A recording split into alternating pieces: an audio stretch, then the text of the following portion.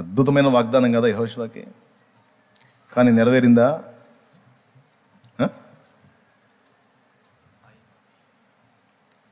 పెద్ద పెద్ద ఎరికో లాంటివి బద్దలు చేసుకొని దాటిపోయాడు, కానీ చిన్న హాయి దగ్గర గాయపడ్డాడు. ఎంతకంటే మోకాళ్ళుని నేలకు సాగిల పడి బోరున ఏడ్చాడు, ధూళి పోసుకొని, వస్త్రం దించుకొని. అసలు స్టార్టింగ్లో యెహోషువకి ఇచ్చిన వాగ్దానాన్ని చూసి ఎగిరి గంతేసాను నేను. ఇక యెహోషువ లైఫ్కి ఎదురే లేదని.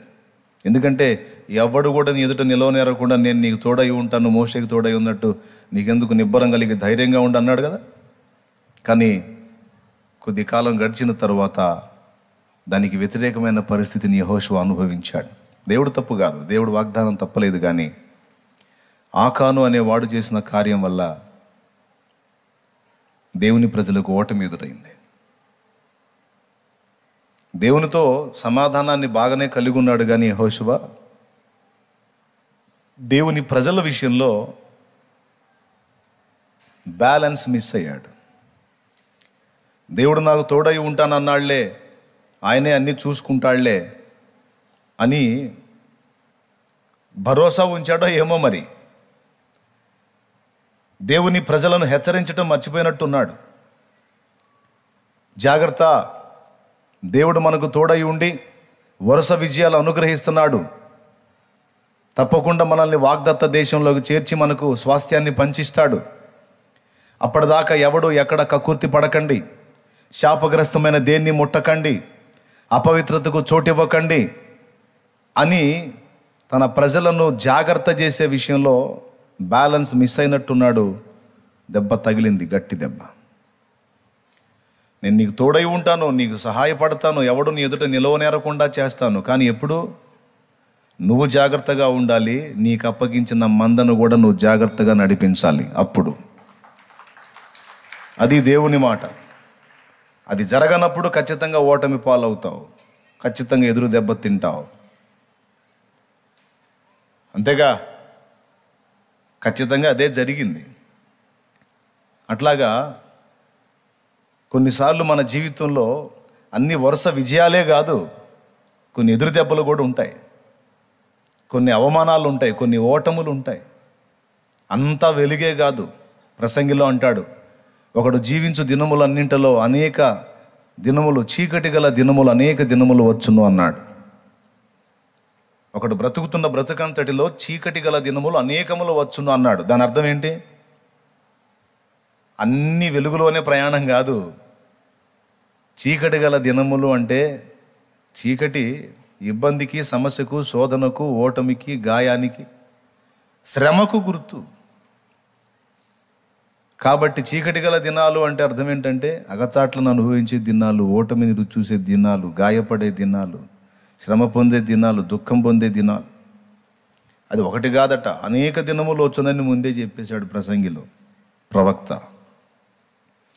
కాబట్టి మన అందరి జీవితంలో అంత ప్రశాంతంగా, మీరు గమనించండి, కావాలంటే లోకస్తులను కూడా గుర్తించండి మీరు. డబ్బు పరంగా, జాబు పరంగా అద్భుతంగా సెటిల్ అవుతాడు, కానీ లైఫ్లో సెటిల్ కాడు. జీవితంలో అంటే ఫ్యామిలీ జీవితంలో, కుటుంబ జీవితంలో సెటిల్ కాడు. సరైన భార్య దొరకదు. ఇక మిగిలిన వ్యవహారం అంతట్లో వాడు విజయమే.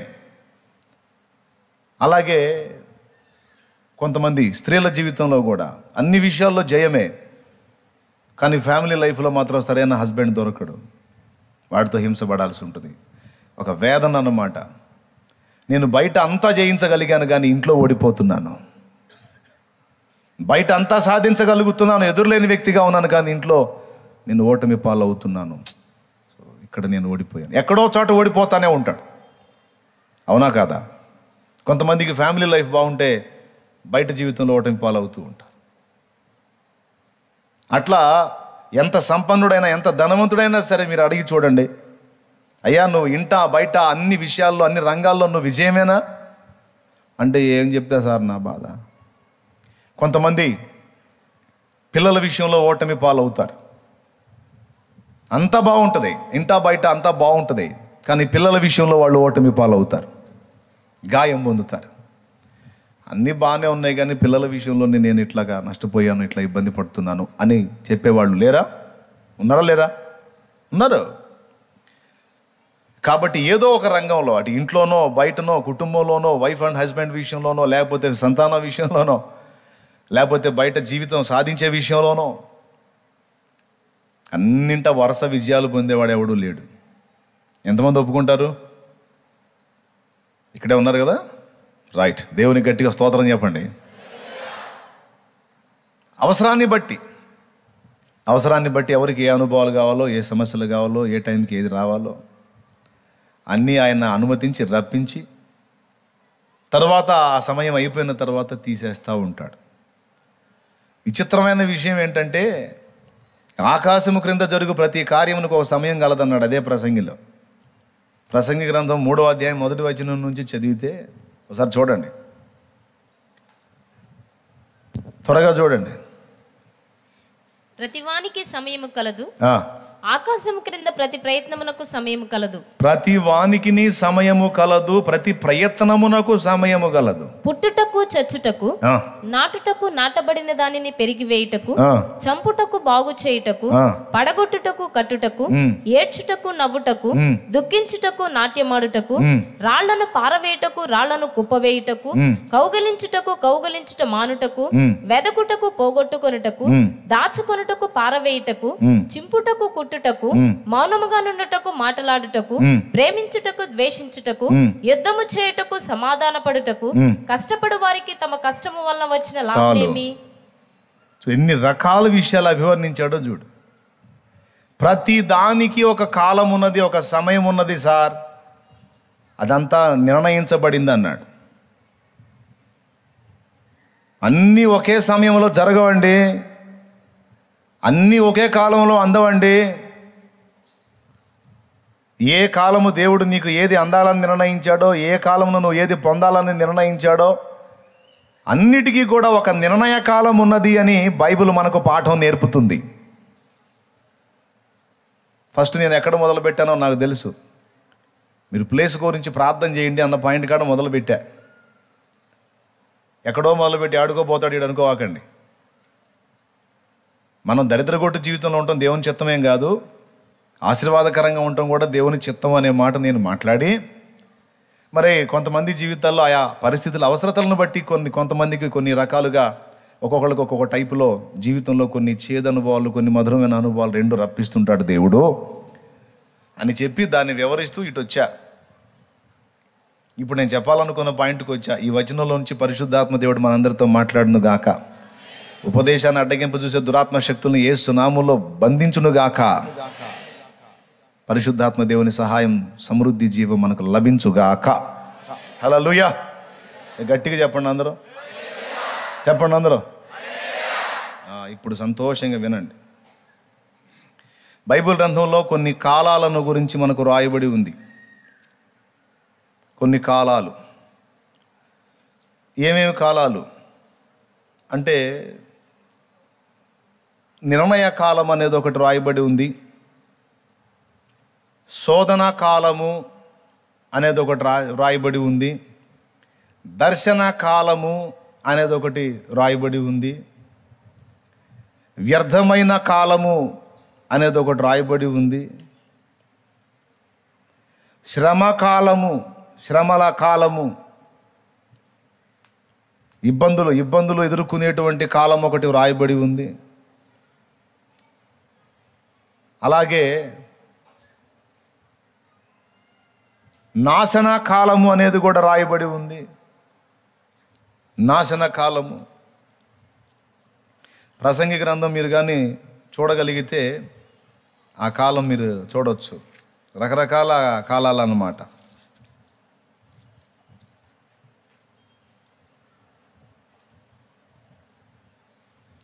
అశుభకాలం అంటారు, నాశనకాలం, అశుభకాలము అదొకటి. నాశనకాలం అనేది కూడా అపవాదికిని వాని దూతలకును దేవ వ్యతిరేకులందరికీ సంభవించేటువంటి కాలం నాశనకాలం. నాశన పాత్రుడు, నాశన పుత్రుడు నశించే కాలం. ప్రసంగి గ్రంథము 9వ అధ్యాయము 12వ వచనంలో తమ కాలము ఎప్పుడు వచ్చునో నరులెరుగరు. చేపలు బాధకరమైన వలయందు చిక్కుబడినట్లు, పిట్టలు వలలో పడునట్లు అశుభకాలమున హఠాత్తుగా తమకు చేటు కలుగునప్పుడు వారును చిక్కుపడుదురు. అశుభకాలం అక్కడ రౌండ్ చేయాల. ఆ పైనే కాలాన్ని గురించి మాట్లాడతాడు. అర్థమైందా? సరే, ఇక్కడ ఈ కాలాన్ని ఏమన్నాడు? ఆదికాండం 18వ అధ్యాయములో మీదటికి ఈ కాలమున, నిర్ణయ కాలమున నేను మరలా వచ్చేదను, అప్పుడు శారా కుమారుణ్ణి గంటుందని, ఆమె చేతిలో బిడ్డ ఉంటాడనే మాట ప్రభు మాట్లాడతాడు. ఆదికాండము 18వ అధ్యాయము 14వ వచనం త్వరగా. యెహోవాకు అసాధ్యమైనది ఏదైనానున్నదా? మీదటికి ఈ కాలమున నిర్ణయ కాలమందు నీ యొద్దకు తిరిగి వచ్చేదను, అప్పుడు సారాకు కుమారుడు కలుగుననెను. అది సంగతి. నిర్ణయ కాలం అనేది ఒకటి రాసుకోవాలి మళ్ళా. ఓకేనా? నిర్ణయ కాలం, అశుభ కాలం 2. తర్వాత లూకాసు వార్త. ముందు ఈ రెఫరెన్స్లో నోట్ చేసుకోండి, తర్వాత నేను దాని గురించి మీకు కొంచెం అవగాహన కల్పిస్తాను. లూకాసు వార్త 22వ అధ్యాయము 28వ వచనంలో చూడండి. నా శోధనలో నాతో కూడా నిలిచి ఉన్నారు. నా శోధనలలో నాతో కూడా మీరు నిలిచి ఉన్నారు. శోధనలలో అంటే ఆయన శోధింపబడిన కాలము, శోధింపబడిన కాలము. ఓకేనా? అదే లూకాసు వార్త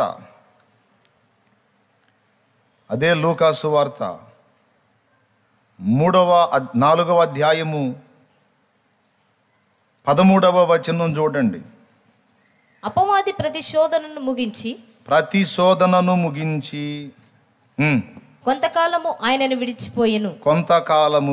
విడిచిపోయెను. వాడు వదిలిపోయిన కాలం,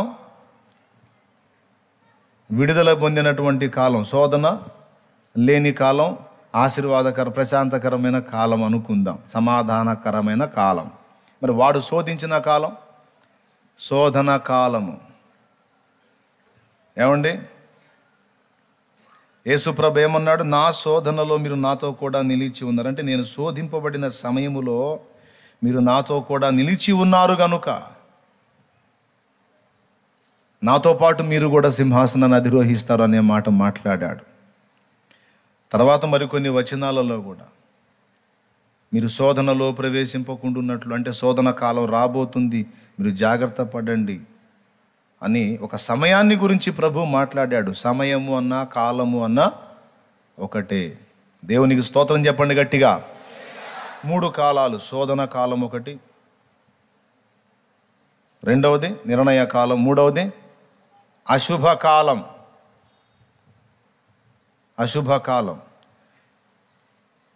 ఇక దర్శన సమయం లేక దర్శన కాలం అన్నాను కదా, ఇది కూడా లూకాసు వార్తలోనే మనకి దొరుకుతుంది. చూడండి, లూకాసు వార్త ఒకసారి మళ్ళా తీయండి. మొన్న ఈ మధ్యలోనే నేను ఈ వచనాన్ని చూపించి వాక్యం అందించాను. ఈ నీ దినమందైనను అంటాడు అందులో. 19వ అధ్యాయము 41వ వచనము లేదా 43వ వచనము. ఇదేం కాలం? దర్శన కాలం అన్నాను కదా, చదువు. ప్రభువు నిన్ను దర్శించిన కాలము నువ్వు ఎరుగుకుంటివి. అదుగో ప్రభువు నిన్ను దర్శించిన కాలము, దర్శన కాలము నువ్వు ఎరుగుకుంటివి గనుక. చాలు, రౌండ్ చేయండి దాన్ని. దర్శన కాలం అనేది రౌండ్ చేయండి. అశుభకాలం రౌండ్ చేయాలి. నిర్ణయ కాలం రౌండ్ చేయాలి. శోధన కాలం. ఇప్పుడు ఎన్ని కాలాలు వచ్చినాయి? యాకోబు ఫరో ఎదుటికి వచ్చినప్పుడు, పెద్దాయనా నీ వయసు ఎంత అని అడిగితే ఆయన వయసు చెప్పి అవన్నీ కూడా దుఃఖ సహితములైనటువంటి దినములై ఉన్నవి అంటాడు. అంటే దుఃఖమును అనుభవించిన కాలం. ఏబును గురించి మనం ఆలోచిస్తే, ఏబు శ్రమ నొందిన కాలం. ఆ శ్రమకాలం తీరిన తరువాత ఆ శ్రమకాలం తీరిన తర్వాత ఏబు సంబంధులందరూ ఏబును చుట్టేసి, అక్కయ్యలు వచ్చారు, అన్నయ్యలు వచ్చారు, తమ్మయ్యలు వచ్చారు, చెల్లెమ్మలు వచ్చారు, ఎంత లేసి బాధలు అనుభవించితివి సోదరుడా అని వెక్కి వెక్కి ఏడ్చి మరి ఓరడించారు, ఓదార్చారు. ఏది? శ్రమకాలం తీరిన తరువాత. శ్రమకాలంలో ఉన్నప్పుడు ఎటుపోయారో అడ్రస్ లేరు. పాపం శోధింపబడుతున్న టైములో, పరీక్షింపబడుతున్న టైములో, శుద్ధిపరచబడుతున్న టైములో ఏబు సంబంధం ఎవడో పట్టించుకోలా. కట్టుకున్న భార్య కూడా శోధించింది సైతాన్లాగా, సైతానుకి అనుచరురాల్లాగా. భార్య కూడా దేవుణ్ణి దూషించు సావు.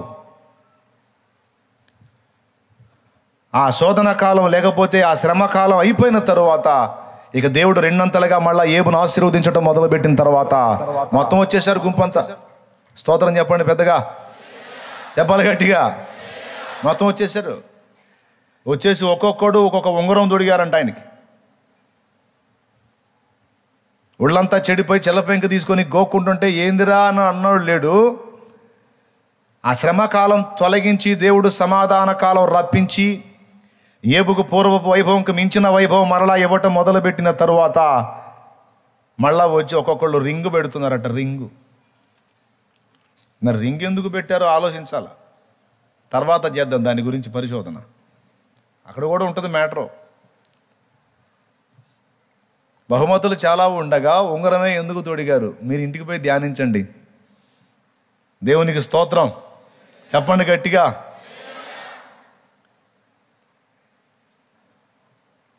ఆ శ్రమకాలం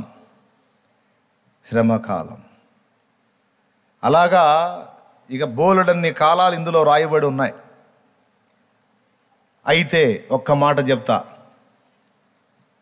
ఎన్ని కాలాలైనా, ఎన్ని సమయాలైనా, ఏ కాలాలైనా, ఏ సమయాలైనా అవి మనుషుని వశములో లేవు అని చెప్పేశాడు బైబిల్లో. అవి మనుషుని వశంలో లేవు, అవి ఉండాల్సిన ఆయన దగ్గర ఉన్నాయి, ఆయన వశంలో ఉన్నాయి అని చెప్పాడు. ఎవరు చెప్పారో ఎక్కడ చెప్పారో మీకు తెలుసు, దాదాపు వాక్యం అవగాహన ఉన్నవాళ్ళకి. అపోస్తలుల కార్యములు 1వ అధ్యాయము 7వ వచనము లేకపోతే 8వ వచనము. త్వరగా. ప్రభువా, ఈ కాలమందు ఇశ్రాయేలునకు రాజ్యం అనుగ్రహించుదువా అని శిష్యులు యేసయ్యను అడిగారు. అప్పుడు యేసయ్య అన్నాడు, కాలములను సమయములను తండ్రి తన స్వాధీనమందు ఉంచుకొని ఉన్నాడు, వాటిని తెలుసుకోవటం మీ పని కాదు. అయినా ఇశ్రాయేలుకు రాజ్యం ఇస్తే అధికారికంగా ప్రచారం చేద్దాం అనుకుంటున్నారా? అవసరం లేదు. పరిశుద్ధాత్మ మీ మీదికి వచ్చున్నప్పుడు మీరు శక్తి నొందెదరు గనుక ఆయన శక్తి పొందుకొని దేనికి భయపడక ఎవ్వరికి వెరవక సంపూర్ణ అధికారం, ఆత్మ సంబంధమైన అధికారము గలవారై యెరూషలేములోను యూదయ సమరయ భూదిగంతముల వరకును మీరు నాకు సాక్షులై ఉందురని చెప్పాడు. సరే, అదొక టాపిక్లే, దాన్ని పక్కన పెట్టేద్దాం. ఇక్కడ నిర్ణయకాలం కావచ్చు, శోధన కాలం కావచ్చు, శ్రమకాలం కావచ్చు, దర్శన కాలం కావచ్చు, అశుభకాలం కావచ్చు, సకల కాలములన్నిటినీ కూడా దేవుడు తన వశములో ఉంచుకొని ఉన్నాడట, తండ్రి అయిన దేవుడు. మనోళ్ళు, మన పెద్దవాళ్ళు అంటారు చేటు కాలం అని ఒకటి. చేటు కాలం వచ్చారా, చెడ్డ బుద్ధులు పుట్టారా అని. మంచిగా ఉంటా ఉన్నోడు సడన్గా చెడిపోయిన మార్గంలోకి వెళ్ళిపోయి చెడ్డ బుద్ధుల్లోకి వెళ్ళాడంటే చేటు కాలం వచ్చిందిరా అంట. పెద్దోళ్ళు తిడతారు కూడా, నీకేం చేటు కాలం వచ్చిందిరా, బాగా పద్ధతికి వెళ్తున్నావు, ఇదేం పనిరా, చేటు కాలం వచ్చారా, చెడ్డ బుద్ధులు పుట్టారా, నీ ఈ దరిద్ర పనులు ఏంది అని తిడతా ఉంటారు పెద్దోళ్ళు. ఐడియా ఉందా?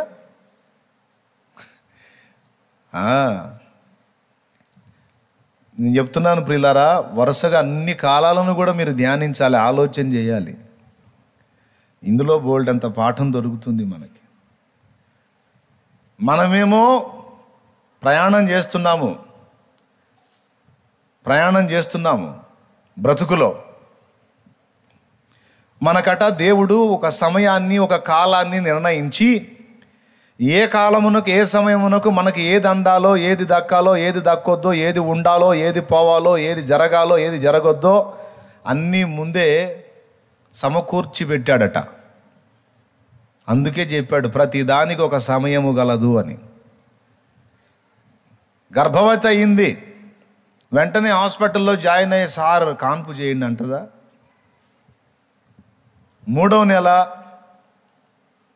అర్థమైపోయింది గర్భవతి అని, రిపోర్ట్ వచ్చింది. సార్ కాన్పు చేయండి సార్ అంటే డాక్టర్లు ఎట్ట చూస్తారు? సార్ అమ్మాయి ప్రెగ్నెన్సీ అన్నది నిజమే కానీ మా హాస్పిటల్కి కాదు సార్, మానసిక వైద్యుల దగ్గరికి తీసుకెళ్ళానంట. అదేంటండి గర్భిణి అని మీ దగ్గరికి తీస్తే గర్భిణియే సార్, కానీ 3వ నెలలో కాన్పు అంటదేంటి వెర్రిముఖం వేసుకొని? 9 మాసాలు నిండాలి కదా. అంటే గర్భంలో ఒక శిశువు ఏర్పడటం ప్రారంభించిన తరువాత వెంటనే అవయవములన్నీ ఏర్పడవు. ఒక్కొక్క నెలకు ఒక్కొక్క భాగం, ఒక్కొక్క నెలకు ఒక్కొక్క భాగం అన్నట్టు 9 మాసములకు టోటల్గా శిశువు అంతా రెడీ అయిపోయి కాన్పుకు అనుగుణ్యంగా పిండము తన దశను మార్చుకొని వెలుపటికి వచ్చుటకు యోగ్యమైన రీతిలో రెడీ చేయబడి ఉంటుంది. ఎంత అద్భుతమైన డిజైన్ అండి దేవుడిది. గర్భస్థ శిశువు చక్కగా రూపుదిద్దుకొని ఆ గర్భం ఇక పిండం కాన్పు జరగాల్సిన సమయంలోకి వచ్చేటప్పటికి చక్కగా రెడీ అయిపోయి ఉంటాడు. నువ్వు నేను అంతే వచ్చాం మన అమ్మ కడుపులో నుండి. మనం ఎలా తిరిగామో మనకు తెలియదు. అమ్మేం పని కట్టుకొని నేను చేతులతో తిప్పలా, అంతా ముందే రెడీ చేసి పెట్టేశాడు. ఆ సమయం ప్రకారం అది అలాగ వచ్చేస్తుంది అంతే. దేవునికి స్తోత్రం కలుగును గాక. హల్లెలూయా. ఓరే నాయన, ఇది అర్థం కాక లేదా అర్థం అయి కూడా కొన్నిసార్లు మానవ తపన ఎంత తపన. ఇప్పుడు ఈ మెసేజ్ ద్వారా నాతో కూడా దేవుడు మాట్లాడుతున్నాడు. స్తోత్రం. హల్లెలూయా. ఒరే, ఏది ఎప్పుడు ఇవ్వాలో ఎలా ఇవ్వాలో నాకు తెలుసుదేరా, నువ్వు అనవసరంగా కంగారు పడకురా అని నాకు కూడా ఒక ఇన్ఫర్మేషన్ ఇస్తున్నాడు. ఇప్పుడు నా నుంచే నాతో మాట్లాడుతున్నాడు ఆయన. ఆయనకు స్తోత్రం చెప్పండి గట్టిగా ఒకసారి.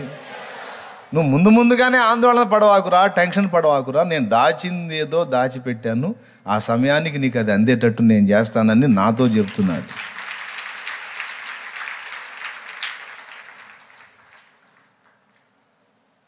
కాబట్టి ఈ కాలాలన్నిటిని కూడా మనం ఫేస్ చేయాల్సి ఉంటుందండి.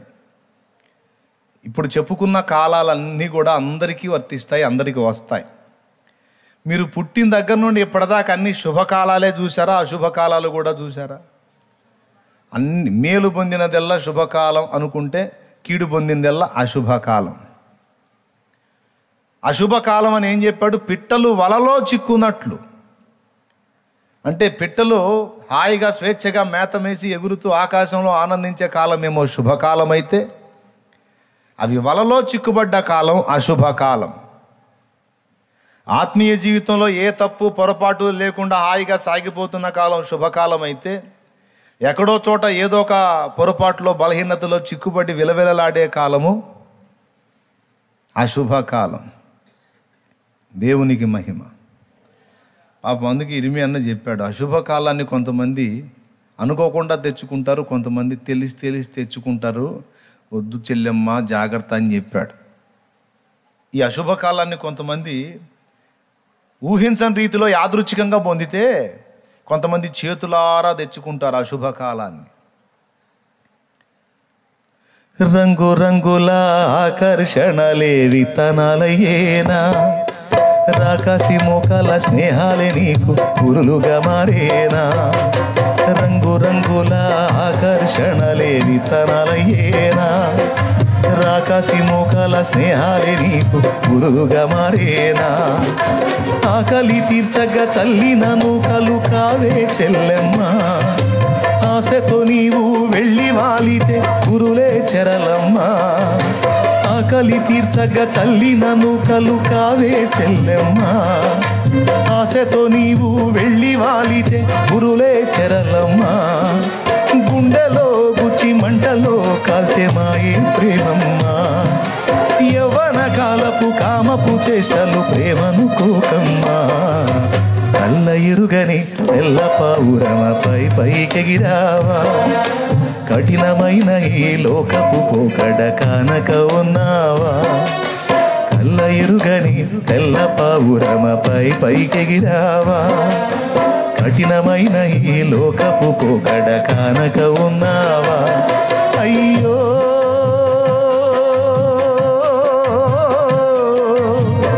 పావురమా, ఓ పావురమా. దేవునికి స్తోత్రం. ఎన్నిసార్లు పాడినా ఈ పాట భలే బాగా అనిపిస్తుంది కదా. ఆడపిల్లల పాట కానీ ఎందుకో మంచిగా ఆ ట్యూన్ అట్లా కుదిరింది, ఆ పదాలు అలా కుదిరినాయి కదా. నీ కొరకే తన ప్రాణము పెట్టిన ప్రేమను చూడమ్మా, నిన్ను చూడక ఉండలేని ఆ ప్రేమే నిజమమ్మా. అందరూ నిన్ను మరచిన గాని మరువని స్నేహితుడే, కొందరిలాగా మధ్యలో నిన్ను విడువని ప్రేమికుడే.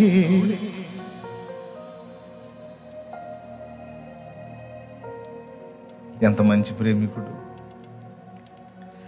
రక్తము పోసి ప్రేమ లేఖ నీకు రాసిన నీ ప్రియుడే, రక్షణనిచ్చి రాణిగా చేసిన యేసురాజుగనుడే. కళ్ళ ఎరుగని తెల్ల పావురమపై పైకెగిరావా, కఠినమైన ఈ లోకపు పోకడ కానక ఉన్నావా. కళ్ళ ఎరుగని తెల్ల పావురమపై పైకెగిరావా, కఠినమైన ఈ లోకపు పోకడ కానక ఉన్నావా.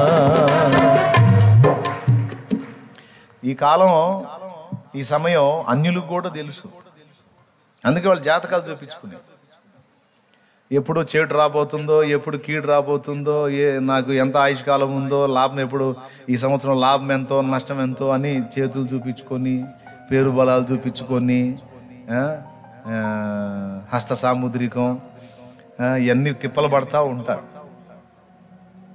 వాళ్ళు కూడా లెక్కలేసి చెబుతూ ఉంటారు, ఫలానా నక్షత్రం ఫలానా రాశిలోకి ప్రవేశించినప్పుడు మరి నీ జీవితంలో ఎలాంటి సంభవాలు జరుగుతాయి, మరి ఇలాంటిది జరుగుతుంది, ఎలాంటి జరుగుతుందని. ఏది చేటు కాలమో ఏది మంచి కాలమో, ఈ టైంలో నీకు ఎలా ఉంటుంది, ఈ టైంలో నీకు బాగుంటుంది, ఈ టైంలో నువ్వు మొదలు పెట్టుకో నీకు శుభప్రదంగా ఉంటుంది, ఈ టైంలో నీకు ఎట్టుంటుంది అట్టుంటుందని వాళ్ళు అందుకే పోయి అడుగుతారు. ఒక్కడు చెప్తా, వాళ్ళు ఎన్ని తిప్పలు పడినా, ఎన్ని ఫీట్లు చేసినా, ఎంతమంది జ్యోతిష్కుల దగ్గరికి వెళ్ళి అడిగినా, ఎన్ని ప్రశ్నలు అడిగినా, చిలకల ప్రశ్నలు అడిగినా, మనుషుల ప్రశ్నలు అడిగినా, హస్త సాముద్రికాలు ఎన్ని చూపించుకున్నా, ఏ మంత్రగాడు కానీ, జ్యోతిష్కుడు కానీ, ఏ చిలక కానీ, ఏ స్త్రీ కానీ, ఏ పురుషుడు కానీ, ఏ వాస్తు శాస్త్రజ్ఞుడు కానీ, ఎవడు కూడా దేవుడు నీకు నియమించినటువంటి శోధన కాలాన్ని, శ్రమ కాలాన్ని, అశుభ కాలాన్ని, ఏమండి నిర్ణయ కాలాన్ని ఎవ్వడు తప్పించలేడు. మరి వాళ్ళకి చెప్పా, మరి మన సంగతి ఏంది అంటే, మనకు మాత్రం ఆ ఛాన్స్ ఉంది. ఎందుకంటే సకల కాలములను సకల సమయములను ఎవరు తన వశంలో ఉంచుకున్నాడో ఆయన మన తండ్రి. ఇప్పుడు కొట్టు, ఖర్చు దెబ్బలు కొడతావు ఊరక, కొట్టు తప్పడు, కట్టు కొట్టు. దేవునికి స్తోత్రం కలుగును గాక. హల్లెలూయా. ఆయన ఆయన ఆయన మన నాయన. ఆయనకి ఇష్టమైతే నీకు సిద్ధపరచబడిన అశుభకాలాన్ని శుభకాలంగా మార్చేస్తాడు. ఆయనకి ఇష్టమైతే నీ శోధన కాలం కూడా నీకు దీవెన కాలంగా మార్చి పడేస్తాడు. ఆయనకి ఇష్టమైతే నీ శ్రమకాలం కూడా నీకు గొప్ప మేలుకరమైన కార్యంగా, నీకు ఆ శ్రమలోనే గొప్ప మేలులు వచ్చేటట్టుగా ఆయన చేయగలుగుతాడు. అందుకే రోమాపత్రిక 8:28 ఒక మాట రాస్తే ఆ మాటనే ఓ పాటగా పాడుకున్నా పరిశుద్ధాత్మ ప్రేరణలో.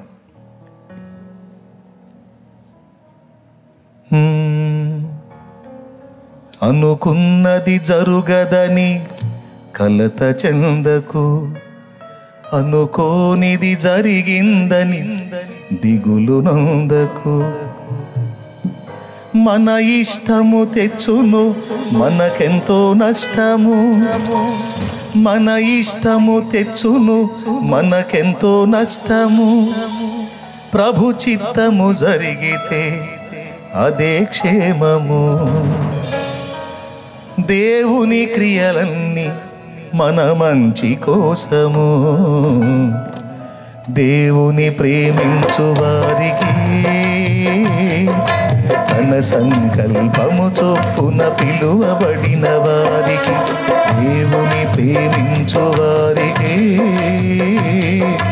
తన సంకల్పము చొప్పున పిలువబడిన వారికి మేలు కోసమే సమస్తము సమకూడి జరుగుచున్నది. మేలు కోసమే సమస్తము సమకూడి జరుగుచున్నది. దేవుని ప్రేమించు వారికి తన సంకల్పము చొప్పున పిలువబడిన వారికి. దేవునికి స్తోత్రం. నువ్వు దేవుని ప్రేమిస్తున్నావా లేదా అది చూసుకో ముందు.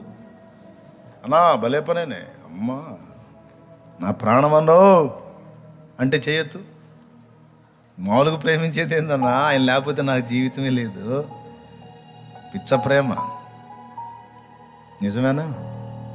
మరి దించారు నిజమేనా? ఆహా, మరి ఆజ్ఞలన్నీ గైకొంటున్నావా? మీరు నన్ను ప్రేమించిన యెడల నా ఆజ్ఞలను గైకొందురు అని వ్రాయబడి ఉంది. అది కూడా చూసుకోండి, చెప్పిన మాట వింటున్నారో లేదో.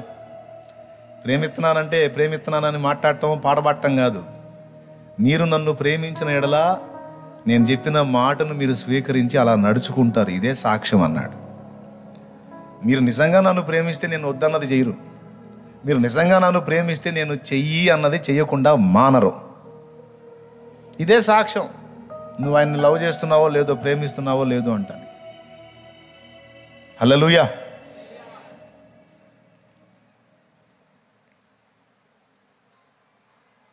దేవుని ప్రేమించడం ఒక్కడి జాగ్రత్తగా చూసుకుంటే ఇక ఏదన్నా జరగని, నీకు అశుభకాలం లాగున్నాయి, శ్రమకాలం లాగున్నాయి, శోధన కాలం లాగున్నాయి, ఈ అన్ని కాలాలు తన వశంలో ఉంచుకున్నవాడు గనుక అన్ని కాలాలను నీకు ఫేవర్గా మార్చి పడేస్తాడు. ఆయన్ని ప్రేమించావు, ఆయన సంకల్పం చొప్పున పిలువబడ్డావు, రక్షణ పొందుకున్నావు, ఆయన రక్తంలో కడగబడ్డావు, పరిశుద్ధపరచబడ్డావు, ఆయన సొత్తుగా స్వాస్థ్యంగా నువ్వు మార్చబడ్డావు, నువ్వు ఆయనకు అప్పజెప్పుకున్నావు గనుక నేను చెప్తున్నా, లోకమంతా శోధన, శ్రమ, బాధ అని చెప్పుకుంటున్నటువంటి కాలములో సైతము ఆయన నీకు తోడై ఉండి నిన్ను కాపాడతాడు అన్నట్టు. ఇందాక శోధన కాలం అనే దానికి పూర్తి పదం చూపించకుండా శోధన శోధన శోధన అనే మాటలే చూపించా కదా. శోధన కాలం అనే మాట కూడా ఉంది. ప్రకటన గ్రంథము ఒక్కసారి తీయండి. ప్రకటన గ్రంథము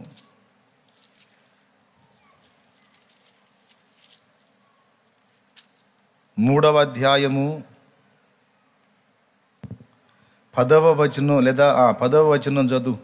నీవు నా ఓర్పు విషయమైన వాక్యమును గైకొంటివి గనుక భూనివాసులను శోధించుటకు నా మాట గైకొన్నావు బాబు, నా ఆజ్ఞ శిరసావహించావు. నేను చెప్పిన మాట విని దాని చొప్పున నడుచుకోవటానికి ఇష్టపడి నిన్ను నువ్వు అలాగ మలుచుకున్నావు. అదే నీకు బోల్డ్ అంత ప్లస్ అయిపోయింది. పో, లోకమంతటి మీదికి రాబోతున్నా భూనివాసులను శోధించుటకు లోకమంతటికి రాబో శోధన కాలములు. అద్దుగో రౌండ్ చేయి. శోధన కాలము. దేవునికి స్తోత్రం కలుగును గాక. భూలోకమంతటి మీదికి రాబోతున్న శోధన కాలములో నేనును నిన్ను కాపాడేదను. ఎందుకు కాపాడుతానన్నాడు? నీవు నా ఓర్పు విషయమైన వాక్యము గైకొన్నావు, నా మాట తీసుకున్నావు, నువ్వు నా మాటకు విధేయత చూపావు, గౌరవించావు, లోబడ్డావు, అనుసరించావు. నిన్ను మర్చిపోను. లోకం మొత్తానికి శోధన కాలమైనా నీకు మాత్రం అది శోధన కాలము కాజాలదు. ఇంకా బోల్డ్ అనే కాలాలు ఉన్నాయండి బైబిల్లో. కరువు కాలము అనేది ఒకటి ఉంది. అందుకే ముందే చెప్పా చాలా కాలాలు రాయబడి ఉన్నాయని. కరువు కాలం, కరువు కాలంలో ఇశ్రాయేలు మొత్తానికి కూడా ఫుడ్ లేదు. కానీ దైవజనునికి ఆతిథ్యం ఇచ్చి ఆదరించి దైవజనునికి సహకరించినటువంటి సారేపతు విధవరాలికి ఆమె బిడ్డకు మాత్రం సమృద్ధి ఫుడ్. దేవునికి స్తోత్రం కలుగును గాక. వాస్తవంగా ఇశ్రాయేలు మొత్తానికి అది కరువు కాలం, కానీ దేవుని సంబంధులకు అది సమృద్ధి కాలం. తరిగిపోని దీవెన, అయిపోని ఆశీర్వాదం. ఎంతన్నా తరిగిపోదు, ఎంతన్నా వాడు నూనె అయిపోదు. పిండి తరిగిపోతుంది సార్, నూనె అయిపోయింది సార్ అన్న ప్రశ్నే లేదు. నువ్వు ఎన్ని రొట్టెలు చేసుకొని తింటావో తిను, నువ్వు తీసే కొద్ది వస్తానే ఉంటుంది. ఎందుకంటే నీకున్న ఆ కొంచెములో నా దాసునికి సహకరించడానికి ఇష్టపడ్డావు గనుక ఇక నీకు తరిగిపోని దీవెన, అయిపోని ఆశీర్వాదం. దేవునికి స్తోత్రం కలుగునుగాక. కడుపు నింపటమే కాదు, ఆమెకు వచ్చిన అశుభకాలములో తన కుమారుడు మరణం పొందితే ఆ మరణించిన వాడిని సైతం తిరిగి బతికించి అశుభకాలాన్ని సైతం ఒక అద్భుతాన్ని చూసే కాలంగా మార్చాడు దేవుడు. హల్లెలూయా. అశుభకాలం అనుకుంది, అయ్యో నా బిడ్డ పోయాడే అని. ఆ అశుభకాలమే ఒక మృతుడు సజీవుడయ్యేంత అద్భుతాన్ని కన్నులారా చూసే గొప్ప అద్భుతాన్ని చూసే కాలంగా మార్చి పడేశాడు దేవుడు. మరి కాలాలు సమయాలు ఆయన వశంలో పెట్టుకున్నాడు.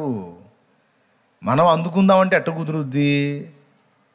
అన్నీ గుప్పెట్లో పెట్టుకొని కూర్చున్నాడు మౌనంగా చూస్తా, పరిగెత్తురా పరిగెత్తు అని.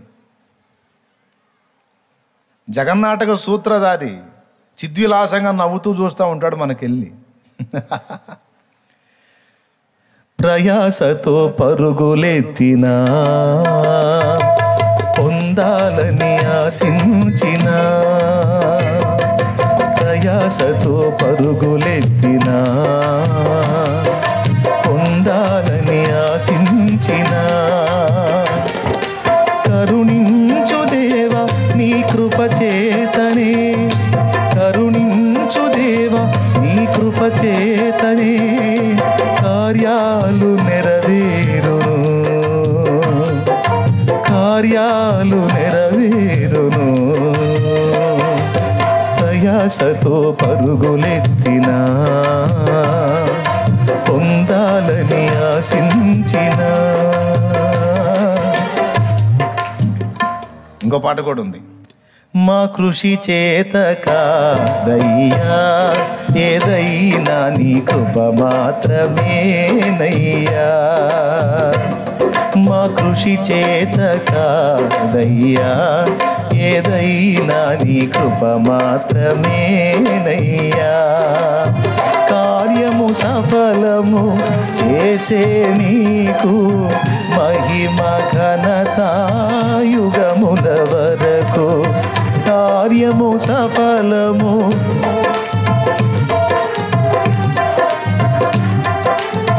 యుగముల వరకు, మా కృషి చేత కాదయ్యా ఏదైనా నీ కృప మాత్రమేనయ్యా.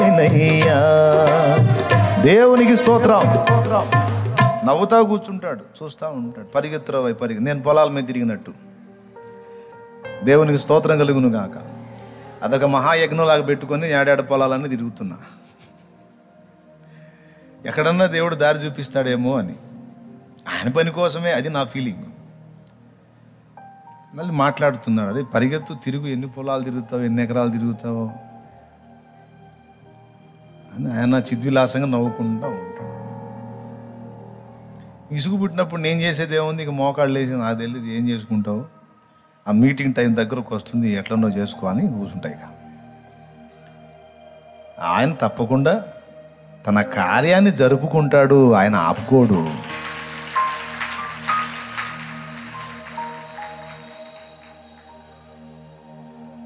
మీరు కూడా చూడవచ్చు ఏదన్నా అవకాశం ఉంటే. ఈ పట్టణ సరౌండ్స్లో పల్లెటూళ్ళలో కూడా ఏదన్నా ఉంటే చూడవచ్చు, దేవుడు మీ ద్వారా ఏమన్నా కార్యం చేస్తాడేమో.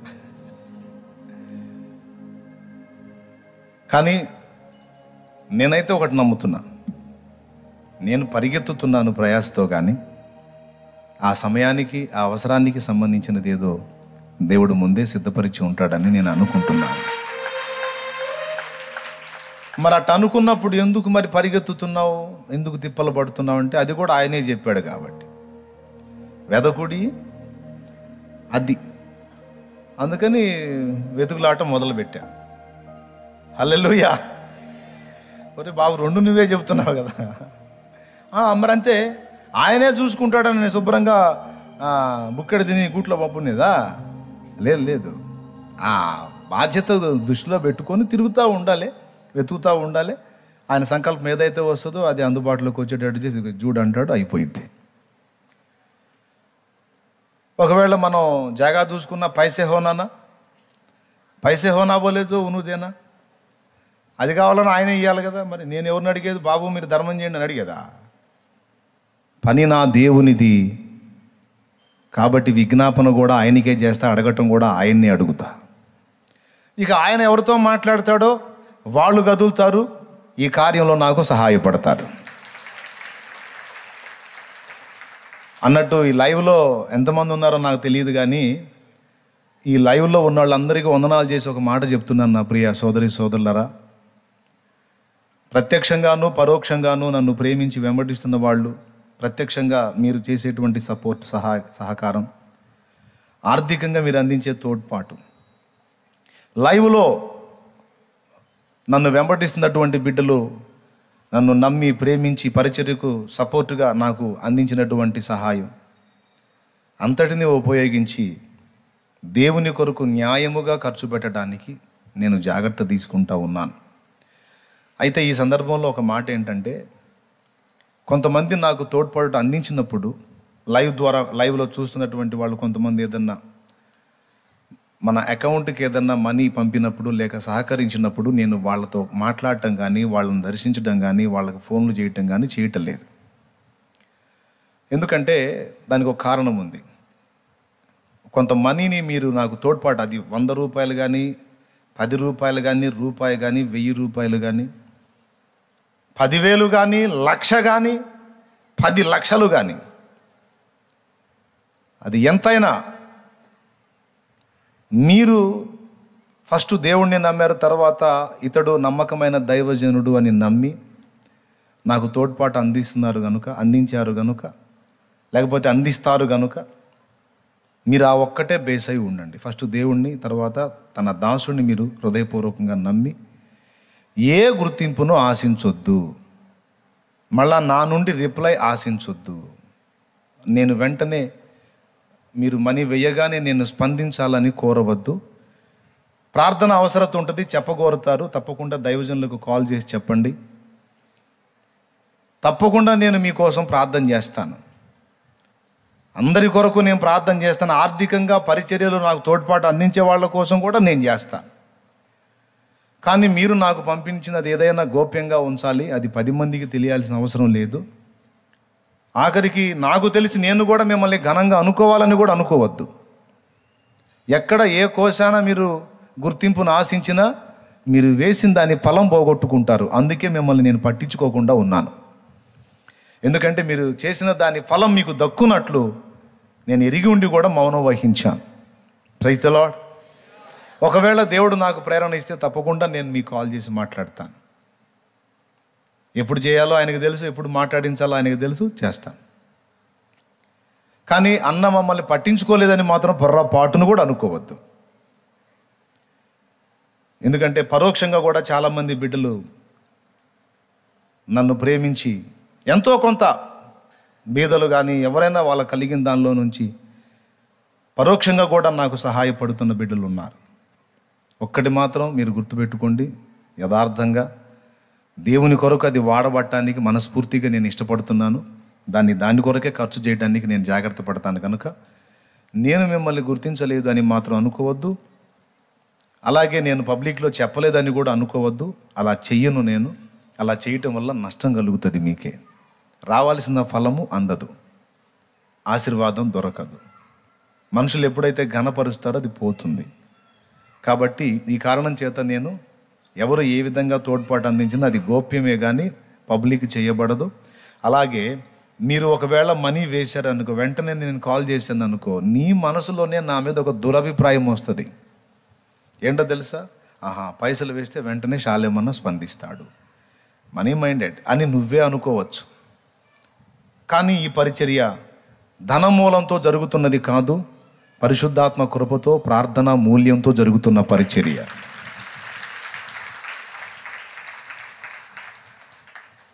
ఇవ్వమని అడగను, ఇచ్చారని పొగడను.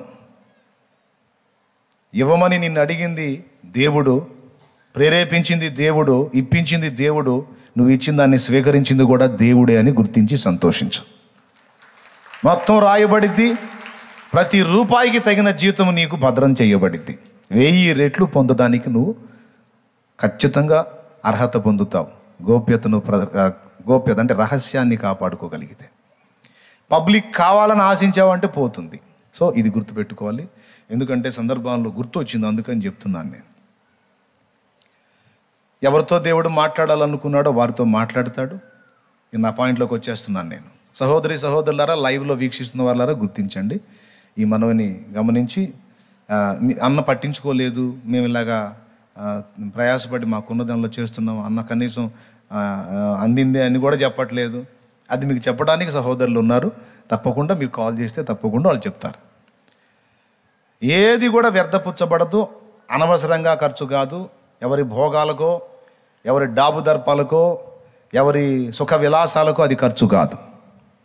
ఖచ్చితంగా న్యాయంగానే అది దేవుని కొరకు ఖర్చు అవుద్ది. కొంతమంది బిడ్డలు ఉన్నారు, వాళ్ళు పర్టికులర్గా ఈ సంఘము నుండి మిషనరీలుగా ఆయా ప్రాంతాలకు, అన్ని జనుల మధ్యలోకి వెళ్ళి సువార్త ప్రకటిస్తున్న వారికి ఇదిగో సహాయపడమని కొంతవరకు నాకు తోడ్పాటు అందించారు. అది కూడా నేను మనసులో పెట్టుకున్నాను. నాకున్న పరిధిలో, అలాగే ఇతరులు ఎవరైనా పంపిన పరిధిలో, నా బిడ్డలే, దేవుడు నాకు అనుగ్రహించిన బిడ్డలే. మళ్ళా నాకు ఇంకా వేరే వాళ్ళు ఎవరు అని నేను ఎదురు చూడలేదు. కానీ కొంతమంది ఏది మిషనరీ పరిచర్య కొరకు పర్టికులర్గా ఒకరిద్దరు నాకు తోడ్పాటు అందించారు. అది నేను దైవజనాంగానికి అందించి, వాళ్ళు కష్టకాలంలో అన్ని జనుల మధ్యలోకి వెళ్ళి సేవ చేయాలి అంటే ఆకలి దప్పులు ఎదుర్కోవాలి. అయినా సిద్ధపడి వెళ్ళారు. మరీ దారుణం ఏంటంటే ఒక్కోసారి వాళ్ళు వెళ్ళాల్సిన ఊరికి వెళ్ళడానికి బండికి పెట్రోల్కి డబ్బులు కూడా ఉండవు. అంత దారుణమైన ఇబ్బందిని, కరువుని ఎదుర్కొంటూ శ్రమకి సిద్ధపడి సేవకి వెళ్తారు. అలాంటి తరుణంలో మరి స్థానిక సంఘం అంటే మన దగ్గర నుండి మన బిడ్డలే తోడ్పాటు అందించిన దాన్ని అంతా సమకూర్చి వాళ్లకు కనీసపు ఖర్చుకి దొల్లిపోయేటట్టు తోడ్పాటు అందించాం. ఇక ముందుకును అందిద్దాం. బలపడి స్వయం పోషక సంఘంగా మారినప్పుడు ఇక మనం పట్టించుకోవాల్సిన అవసరం లేదు. వాళ్ళు యథార్థవంతులైతే, మంచి హృదయం గలవారైతే వారికి కలిగిన దానిలో నుండి 10% వారే తెచ్చి ఇక్కడ ఇచ్చిపోతారు. దాని గురించి కూడా మనం ఏం క్లాసులు ఇవ్వాల్సిన అవసరం లేదు. Praise the Lord. అర్థమైందా? స్వయం పోషక సంఘంగా అది బలపడగలిగినప్పుడు అప్పటిదాకా మాత్రం మన వంతు మనం వాళ్ళకి ఫీడింగ్ ఇస్తూ అక్కడ ఆత్మల రక్షణ కొరకు వారిని వాడాల్సి ఉంటుంది. ఎంతమందికి అర్థమైందో ఏం సంగతో మరి. వాళ్ళు స్వయం పోషక సంఘంగా బలపడేంత వరకు వారిని మనం ఆదుకోవాల్సి ఉంటుంది. అలాంటి ఆలోచన కలిగి కూడా కొంతమంది తోడ్పాటు అనేది అట్లాగా అనేక మందిని ఆదరిస్తున్నాం. సంఘంలో చెందిన వాళ్ళు కావచ్చు, సంఘానికి వెలుపట ఉన్న వాళ్ళు కావచ్చు, అక్కడ కలిగి ఎవరు వచ్చినా మనకు కలిగిన దానిలో నుండి తోడ్పాటు అందిస్తున్నాం. ఏ రూపాయి కూడా వేస్ట్ కాదు, వ్యర్థంగా ఖర్చు పెట్టబడదు. Okay, right. ఇక ఈ పాయింట్ని పక్కన పెట్టేద్దాం. ఇప్పుడు మనం కాలాల దగ్గరికి వచ్చాం.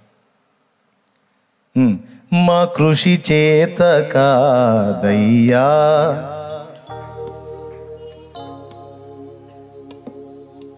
అని అనుకొని మనం ఉండకూడదు. మన ప్రయత్నం మనం చేస్తూ ఉండాలి. అయితే ఏది అందలేదే అని టెన్షన్ పడకూడదు. దాన్నే చెప్తున్నా. ఇప్పుడు దానికి ఒక టైమును దేవుడు నిర్ణయించాడు, ఆ కాలము నిర్ణయించాడు. ఆ సమయంలోనికి నువ్వు అక్కడికి ప్రవేశిస్తావు, నీకు అందాల్సింది అక్కడ అందుతుంది.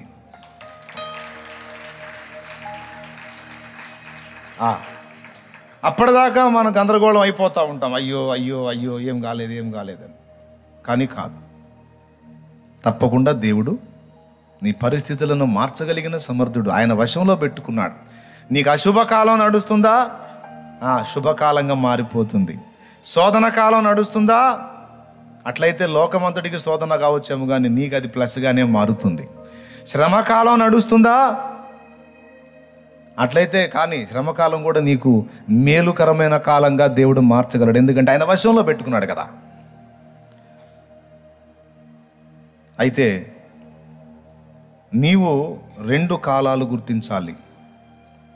ఇక ఆ 2 గుర్తిస్తే మిగిలిన కాలాలన్నిటినీ నువ్వు లక్ష్య పెట్టాల్సిన అవసరం లేదు. 2 కాలాలు ఏమిటంటే, 1 దర్శన కాలము, 2 నిర్ణయ కాలము. దేవునికి స్తోత్రం కలుగును గాక. ఇక కరువు కాలానికి, శోధన కాలానికి, శ్రమ కాలానికి, అశుభ కాలానికి, ఇక వేటికి కూడా నువ్వు కలత చెందకుండా ఉండగలగాలి అంటే 2 కాలాలు నువ్వు గుర్తుపట్టాలి. 1 ప్రభువు నిన్ను దర్శించు కాలం, దర్శన కాలం. 2 నిర్ణయ కాలం. మనసులో అశాంతి తొలగించి శాంతిగా ప్రశాంతంగా ముందుకు సాగాలి అంటే ఎప్పుడూ ఈ మాట అనుకోవాలి: దేవుడు నాకు ఇవ్వడానికి నిర్ణయించినది నిర్ణయ కాలంలో నాకు లభిస్తుంది. అది నా బిడ్డ జీవితానికి సంబంధించి కావచ్చు, నా వ్యక్తిగతంగా సంబంధించి కావచ్చు, సమాజంలో జీవితానికి సంబంధించి కావచ్చు, లేకపోతే నా ఫ్యామిలీలో పరిస్థితుల్లో మార్పు కావచ్చు. దానంతటి నుండి విడుదల కొరకు, నాకు నెమ్మది అనుగ్రహించుట కొరకు ఒక నిర్ణయ కాలము నియమించబడి ఉన్నది. ఆ కాలమున నాకు అది లభిస్తుంది. అంతవరకు నేను నిరీక్షించి చూడాల్సిందే. ప్రయాణంలో ముందుకు సాగిపోతూ ఉండాల్సిందే. అర్థమైందన్నా? సారా ఉంది, బిడ్డను ఇస్తానన్నాడా? ఈయనన్నాడా? పెద్దగా చెప్పాలి. ఇస్తానన్నాడా? పాపం ఎప్పుడు చెప్పాడే? ఆమెకు 65 ఏళ్ల వయసు ఉన్నప్పుడు చెప్పాడు. ఇప్పుడు 89 వచ్చినా ఇంకా ఇలా 65 ఏళ్ల ప్రాయములో ఆమెకు వాగ్దానం చేశాడు, అబ్రహాంకు వాగ్దానం చేశాడు.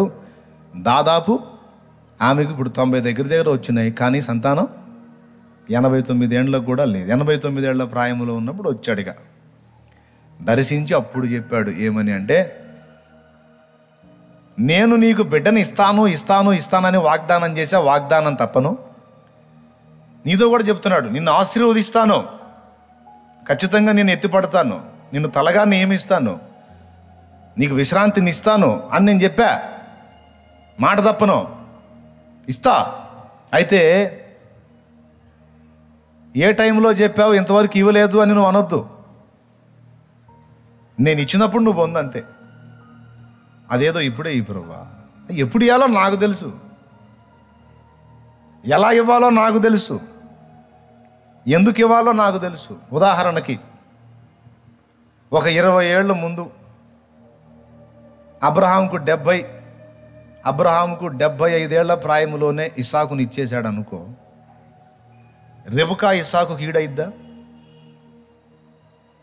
ఎంత వ్యత్యాసం వచ్చిద్దయా? బోల్డ్ అంత వ్యత్యాసం వచ్చింది. ప్రైజ్ ద లార్డ్, హల్లెలూయా. మరి ఇప్పుడు వాళ్ళిద్దరి ద్వారా యాకోబు రావాలి. ప్లాన్ రావాలంటే ఇస్సాకు ఎప్పుడు పుట్టాలో తెలుసు. అసలు ఒకసారి దేవుని గురించి ఆలోచిస్తే మైండ్ గిర్రం తిరిగి వేడెక్కిద్ది. వెంటనే నూనె ఎంత తీసి పోసుకొని కొట్టుకోవాలా. అసలు ఎట్లా చేసావు దేవా నువ్వు అని ఎక్కడికెక్కడికి ఆలోచిస్తాడు అనుకున్నావు? అబ్రహాము దగ్గరే ఇస్సాకు గురించి ఆలోచించాడు, యాకోబు గురించి ఆలోచించాడు, యోసేపు గురించి ఆలోచించాడు, ఇశ్రాయేలు 12 గోత్రాల గురించి ఆలోచించాడు. ఇందులో నుంచి యూదా గోత్రాన్ని ఆలోచించాడు, అందులో నుంచి నజరేయుడు యేసును వెలుపడికి తీసేది ఆలోచించాడు. అసలు ఎక్కడ స్టార్టింగు, ఎక్కడ ముగింపు, ఏ టైంకు ఎక్కడ ఎవరిని ఎలా సంధిస్తే, ఎక్కడ ఏ పావు ఎలా కదిలిస్తే, ఇందులో మళ్ళీ రూతును లింకు చేశాడు తీసుకొచ్చి. రాహేల్ని లింకు చేశాడు, రాహాబుని లింకు చేశాడు. అసలు ఎక్కడెక్కడ ఎవరెవరిని ఎలాగా మొత్తం అట్లా ఒక పేర్చి పెట్టాడు చూడండి. ఎప్పుడన్నా అట్లా ఆలోచించారా దేవుడి గురించి? నూనె పూసుకోవాలి, ఇక ఏం లేదు, ఇక తైలంతో కూడా అమ్మో అనంత జ్ఞాని. ఒక భక్తుడు ఎవరో పాడాడు, అనంత జ్ఞాని విశ్వానికి యజమాని, నా జీవిత చుక్కాని, నా హృదయపు అభిమాని నీవే. అనంత జ్ఞాని విశ్వానికి యజమాని, నా జీవిత చుక్కాని, నా హృదయపు అభిమాని నీవే. అనంత జ్ఞాని. ఎక్కడెక్కడ ఎలా డిజైన్ చేసి పెట్టాడో చూడండి. అది మన జీవితాల్లో కూడా అలానే రెడీ చేసి పెట్టాడర్రా అంటాడు పరిశుద్ధాత్ముడు. అలానే సిద్ధపరిచి ఉంచాడు. నువ్వు అనవసరంగా జుట్టు ఓడగొట్టుకుంటున్నావు, కానీ నిర్ణయకాలం అనేది గుర్తుపెట్టుకో. అప్పుడు చెప్పాడు. ఎప్పుడు వచ్చాడయా? ఆదికాండం 18లో వచ్చి, అబ్రహామా మీదటికి ఈ కాలమున, అంటే ఇదే సీజన్లో వస్తాను అని నిర్ణయ కాలమున అన్నాడు. నీకు చెప్పిన మాట నిజమే, ప్రామిస్ చేసింది నిజమే, నేను ఆశీర్వదిస్తానన్నది నిజమే, నీకు సంతుని ఇస్తానన్నది నిజమే. అయితే ఏ కాలంలో? నీవనుకున్న కాలంలో, నీ కాలంలో కాదు. నేను ఒక కాలాన్ని నిర్ణయించాను. ఆ కాలంలో అది నువ్వు పొందడం నీకు శ్రేయస్కరం, 4 విధాల మేలు. ఆ నిర్ణయ కాలం వరకు నువ్వు వేచి ఉండాల్సిందే. అప్పటిదాకా నువ్వు తొందరపడ్డా, మరి నీ లైఫ్ నా చేతుల్లోకి ఇచ్చావు కదా, నీ ఇష్టం వచ్చినట్టు నడిపించమని. ఇంకా నీ పెత్తనాలు సాగనివ్వను. నువ్వు ఏదో పెడగా వెళ్తున్నావు అనుకో, పెడగా నేను ఎదురు వస్తా. నువ్వేదో మూర్ఖంగా మొండిగా పోతున్నావు అనుకో, తన్నుతా. నోరు మూసుకొని విధేయత చూపి సాగిపోతూ ఉండు. ఖచ్చితంగా నీకు సిద్ధపరిచినది, దాచి ఉంచినది నేను నీకు ఇస్తా. నేను మాట తప్పను.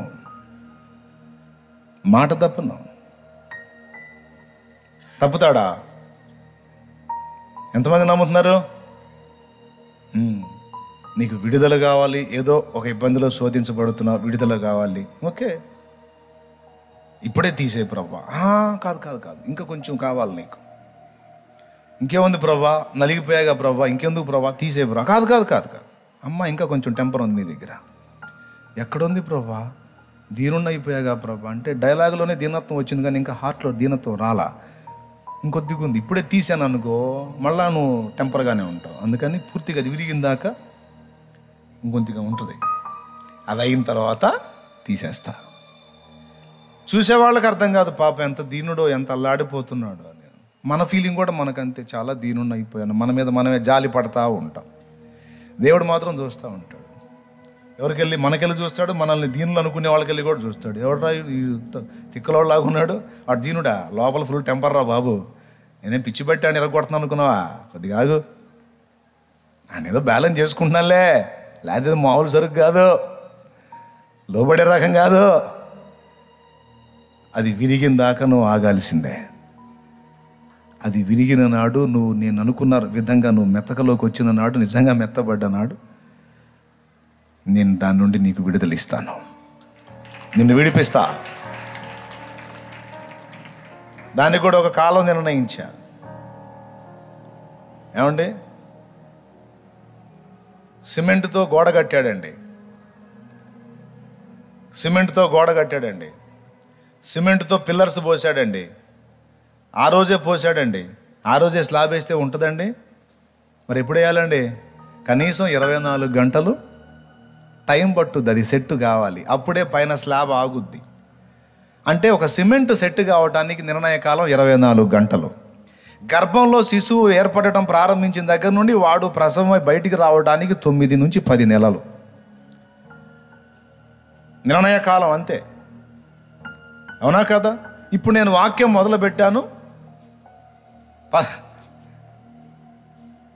11 గంటలకి 11:30కి మొదలు పెట్టాను, 1:30 నిర్ణయకాలం. ఏం నిర్ణయకాలం? అది 2 కూడా పోతుంది ఒక్కోసారి.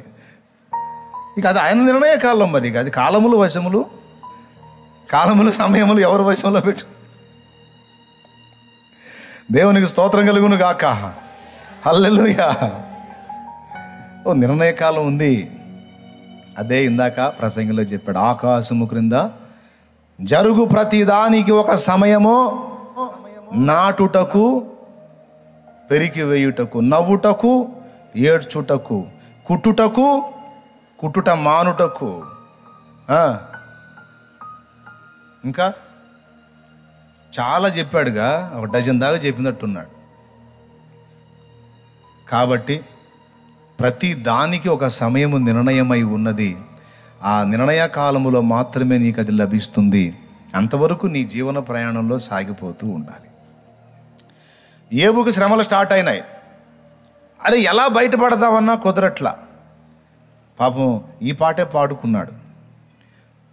కడలేని కడలి తీరము ఎడమాయ కడకు నా బ్రతుకునా, కడలేని కడలి తీరము ఎడమాయ కడకు నా బ్రతుకునా, గురిలేని తరుణాన వేరువగా నాదరిని నిలిచేవనా ప్రభు, గురిలేని తరుణాన వేరువగా నాదరిని నిలిచేవనా ప్రభు, నేను వెళ్ళే మార్గము నా యేసుకే తెలియును, నేను వెళ్ళే మార్గము నా యేసుకే తెలియును, శోధింపబడిన మీదట పడో సువర్ణమై మారెదను, శోధింపబడిన మీదట నేను సువర్ణమై మారెదను. హల్లెలూయా హల్లెలూయా హల్లెలూయా ఆమేన్ ఆమేన్ ఆమేన్. హల్లెలూయా హల్లెలూయా హల్లెలూయా ఆమేన్. దేవునికి మహిమ. ఏమండి పాడుకున్నాడా పాపం? పాడాడని ఆగిపాడు దేవుడు. నిర్ణయ కాలం వరకు నలగనిచ్చాడు, అగచాట్లు పడనిచ్చాడు. ఈరోజు పాపం మీరు కూడా పడుతున్నారు, రకరకాల బాధలు పడుతున్నారు. ప్రభువా విడుదల ఎప్పుడు నాయన అంటే నిర్ణయ కాలంలో అంటాడు. అదెప్పుడు ప్రభువా? నేను ఇచ్చినప్పుడు. సరేలే ప్రభువా, అంతవరకు అనుభవించు అంతేనా నాయన? ఏమో నా డౌట్, నా బతుకాలం అంతా నిర్ణయ కాలమేనేమో అనిపిస్తుంది ప్రభువా. అట్లా అనుకోవద్దు, అట్లా అనుకోవద్దు. నీకు విడుదల ఏర్పాటు చేశాలే, అంతవరకు సహించు. ఒకవేళ అంతవరకు అలాగ అనుమతిస్తే అంతవరకు సహించు, నేను నీకు ఏకంగా జీవకిరీటం ఇస్తాను. హల్లెలూయా. నిర్ణయ కాలాన్ని ఒకటి గుర్తుపట్టాలి. నంబర్ 1. ఈ రెండు మనం గుర్తుపడితే ఇక మిగిలిన కాలాలు ఎలాంటివైనా మనం అధిగమించవచ్చు అని చెప్పే కదా. ఓకే, ఈ రెండు కాలాల్లో మొదటిది ఏం చెప్పాను? నిర్ణయ కాలం ఒకటి ప్రతి విషయంలో నీ జీవితంలో నిర్ణయించబడిందని గుర్తించు. ఆ నిర్ణయ కాలం వచ్చిందాకా నిరీక్షణ కోల్పోకుండా, విశ్వాసం పోగొట్టుకోకుండా దేవుణ్ణి నమ్మి ఎదురు చూడు. కార్యం సిద్ధించుతుంది, దేవుని సమాధానం లభిస్తుంది. ఏ వాగ్దానం చేశాడు? నిన్ను తలగా నియమిస్తానన్నాడు కదా, అది ఖచ్చితంగా నెరవేర్చి చూపిస్తాడు. నా జనులు ఇక ఎన్నడూ సిగ్గుపడరండివే, జనులు సిగ్గుపడరండివే, కృప వెంబడి కృపను పొందుచు, కృపలో జయ గీతమే పాడుచు, కృప వెంబడి కృపను పొందుచు, కృపలో గీతమే పాడుచు, కృపలో జయ గీతమే పాడుచు, యేసయ్యా నీవే నాగని వేరెవ్వరు నాకు లేరని, యేసయ్యా నీవే నాగని వేరెవ్వరు నాకు లేరని. దేవునికి మహిమ. అప్పటిదాకా నేను అనుమతించాను కాబట్టి పర్వాలేదు, అవమానాలు పొందు అంటాడు. ఇవన్నిటికీ ప్రతిగా నేను ఇక ఎప్పటికీ సిగ్గుపడని పరిస్థితిలోకి తీసుకెళ్తాను నిన్ను. ప్రస్తుతానికి వాళ్ళు వీళ్ళన్న మాటలతో సిగ్గుపడుతున్నావా, తలదించుకుంటున్నావా? ఓకే ఓకే, అది శ్రమకాలం అనుకో, శోధన కాలం అనుకో, పరీక్షా కాలం అనుకో, ఓర్చుకో ఓర్చుకో. సణుగుడు గుణుగుడు కూడా చేయొద్దు, ఓర్చుకో, మౌనంగా సహించు. నేను నిర్ణయించిన నిర్ణయ కాలంలో వారందరూ సిగ్గుపడినట్లు నేను నిన్ను ఆశీర్వదిస్తాను. నమ్మితే ప్రశాంతంగా ఉండు, సంతోషంగా ఆ అవమానాలను కూడా నవ్వుకుంటూ సాగిపో. నాతో ఎన్నో పర్యాయాలు దేవుడు ఇలా మాట్లాడాడు. నా లైఫ్లో ఒకసారి ఒక పని చేశా. అక్కడ మీటింగ్ జరుగుతుంది. పాటలు పాడటం అంటే నాకు ఇష్టం, పాట వినటం ఇష్టం, పాడటం ఇష్టం. ఆ మీటింగ్లోకి వెళ్ళి కూర్చున్నాను. మంచి మ్యూజిక్ సిస్టమ్ వచ్చింది. ఇది జరిగి దాదాపు 13 సంవత్సరాలు దాటింది, 13 ఏళ్ల క్రితం. అక్కడ నేను ఏకాంత ప్రార్థన కోసం పోయా. ఉపవాసంతో ఉన్నా ఒక 5 రోజులు అట్లా. ఆ మీటింగ్స్ జరుగుతూ ఉన్నాయి. నేను కూడా దగ్గరలోనే జరుగుతున్నాయి కదా అని పోయి కూర్చున్నా. వాళ్ళ మ్యూజిక్ అంతా, సౌండ్ సిస్టమ్ అదంతా చూడగానే ఈ పాటలు పిచ్చి వాళ్ళకి ఆ మ్యూజిక్ అదంతా బాగా నీట్గా ఉంటే ఇక ఉబలాటం ఆగదు, పాడాలి పాడాలి పాడాలి అనిపిస్తుంది. అదొక తపన. కొంతమంది పాటలు అలుగుతారు కూడా నా మీద, కొంతమంది విమర్శ కూడా చేసుకుంటారు. మొఖాలు చూసి ఇస్తున్నారండి పాటలు, వాళ్ళు పాటలు సావరు సరిగా, వాళ్ళకి ఇస్తారు, చేదరపడుతుంటుంది వాళ్ళ పాటలు. ఏంటంటే ఒకటిదే, వీళ్ళకి లేదని వీళ్ళ బాధ. వాళ్ళు ఎట్టనన్నా పాడి, అది వేరే సంగతి. ముందు వీళ్ళకి ఛాన్స్ రావట్లేదని అల్లాడిపోయి, కుట్ర జరుగుతుంది, అన్యాయం జరుగుతుంది, మాకివ్వట్లా అని గుండెల్లో బాధపడతా ఉంటారు. పాపం అది వాళ్ళకి ఉండే బలహీనత, అది పాడేవాడికి అదొక వీక్నెస్. ఆ రోజు ఆ మీటింగ్లో వాళ్ళు పాడుతూ ఉంటే నాకు కూడా కాస్త పాడటం దేవుడు అనుగ్రహించాడు కదా. నేను తెలియదు అక్కడ వాళ్ళకి, అక్కడ దైవజనుడికి. కాబట్టి అయ్యా నాకు ఛాన్స్ ఇస్తే నేను కూడా పాడతాను అంటే, నేను పాడేవాడిని మీకు తెలియదు కాబట్టి చెప్తున్నాను, నేను పాడతానండి, ఒక ఛాన్స్ ఇస్తే నేను కూడా ఒక పాట పాడి ప్రభువుని మయంపరుస్తాను అని అడుగుదాం అనిపించింది. అయ్యగారు కూడా నాకు తెలియదు, ఆయన కొత్త, మహాకోపిష్టిగా ఉంటాడు ఆయన, సీరియస్గా ఉంటాడు. ఆయన అంత టెంపర్ అని నాకు తెలియదు. సరే, నేను కూర్చున్న కుర్చీ దగ్గరకు అందుబాటులోకి వచ్చాడు అయ్యగారు. దిగ్గున లేచి, అయ్యా వందనాలు అన్నాను. ఏంటి అన్నాడు. పాటలు పాడతాను కదా, నాకు కూడా పాడటం వచ్చండి, ఛాన్స్ ఇస్తే ఒక పాట పాడతానండి అన్నాను. యగాదిగా చూశాడు. ఇక ఆయన ఒక చూపు చూశాడు. ఆ చూపులోనే భయంకరంగా తిట్టినట్టు అర్థమైంది నాకు. చూసి కిందకి మీదకి, మారు మనసు ఉందా అన్నాడు. మారు మనసు ఏంది, మారు మనసు పొంది బాప్తీసం కూడా పొందానండి అన్నాను. బాప్తీసం పొందితే మారు మనసు ఉన్నట్టేనా, కూర్చో అన్నాడు. పోయే. ఈ పక్కోళ్ళు చూశారు, ఈ పక్కోళ్ళు చూశారు. ఏమి పోయే, సిగ్గు పోయే, పరువు పోయే. ఎందుకు? కూర్చున్నోడు మెల్లకుండా కూర్చోవచ్చు కదా. ఇట్లాంటిగా అడిగి అనవసరంగా గాలి తీపించుకున్నట్లేదు. ఇంకా తల ఎత్తలే కాసేపు. కూటమి అయిపోయింది. అనవసరంగా ఆయన గదిలించుకుందానని వెళ్ళి మోకాళ్ళు వేసా. మోకాళ్ళు వేసా. ఆయన మాట్లాడుతున్నాడు. ఎరా, పాడాలని ఆశ ఉందా? ఆశపడ్డావు కదా, సిగ్గుపడ్డావు కదా, బాధపడుకో. ఒక నిర్ణయకాలం ఉంది నాన్న. ఆ సమయం వచ్చినప్పుడు ఇక్కడ ఉన్న ఈ కొద్ది మంది వినడానికి పాడదామని నువ్వు అనుకున్నావు కదా. నో, లక్షలాది మంది, కోట్లాది మంది నీవు నన్ను స్తుతించి ఆరాధించి నన్ను మహిమపరిచేది వినున్నట్లు నేను చేస్తాను. ఓపిక పట్టురా. అరే ఊరికనే కుమిలిపోతావు, ఊరికనే కృంగిపోతావు, ఊరికనే నిన్ను నువ్వు అసహించుకుంటూ ఉంటావు అని కన్న తల్లి బిడ్డను బొజ్జగించినట్టు బొజ్జగించాడు. అది నమ్మా. ఇక ఎప్పుడు ఎక్కడ ఎవరిని అడగల. నేను కూడా పాడతా, ఒక పాటకి ఛాన్స్ ఇస్తారని ఒక్కసారి కూడా ఒక్కళ్ళని కూడా నేను అడగల. మనం ఏం ఊరుకుంటామైంది.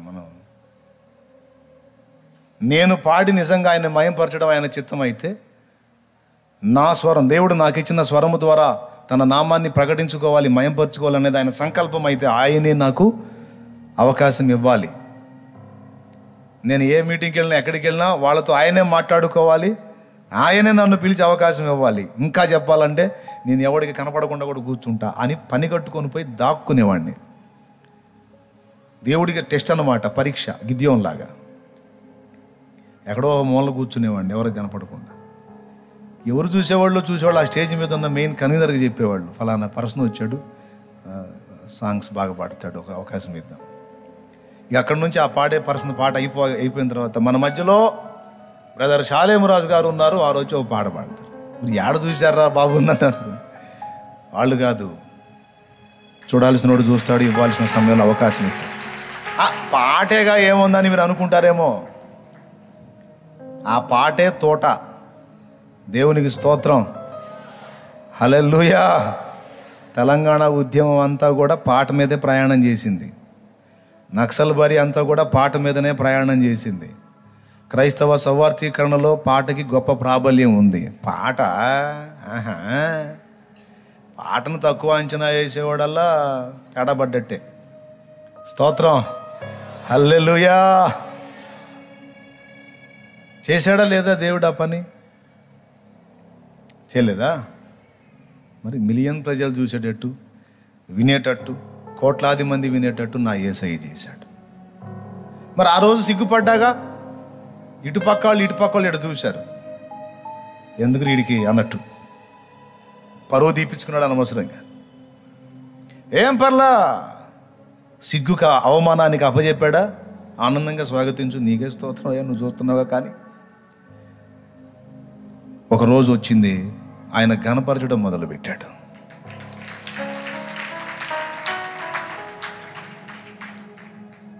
ఫస్ట్ టైం క్యాసెట్ చేసి షాపుకి తీసుకెళ్ళి క్యాసెట్ షాపులకి వేయండి అని పంపిస్తే క్యాసెట్ చూసి ఎవరిది అంటారు. షాలేమురాజు గారని ఆయన పాడిన పాటలు ఉన్నాయండి. ఆయన ఎవరు? బాలు పాట ఉందా? సుశీల పాట ఉందా? చిత్ర పాడిందా? కనీసం మ్యూజిక్ డైరెక్టర్ ఎవరు?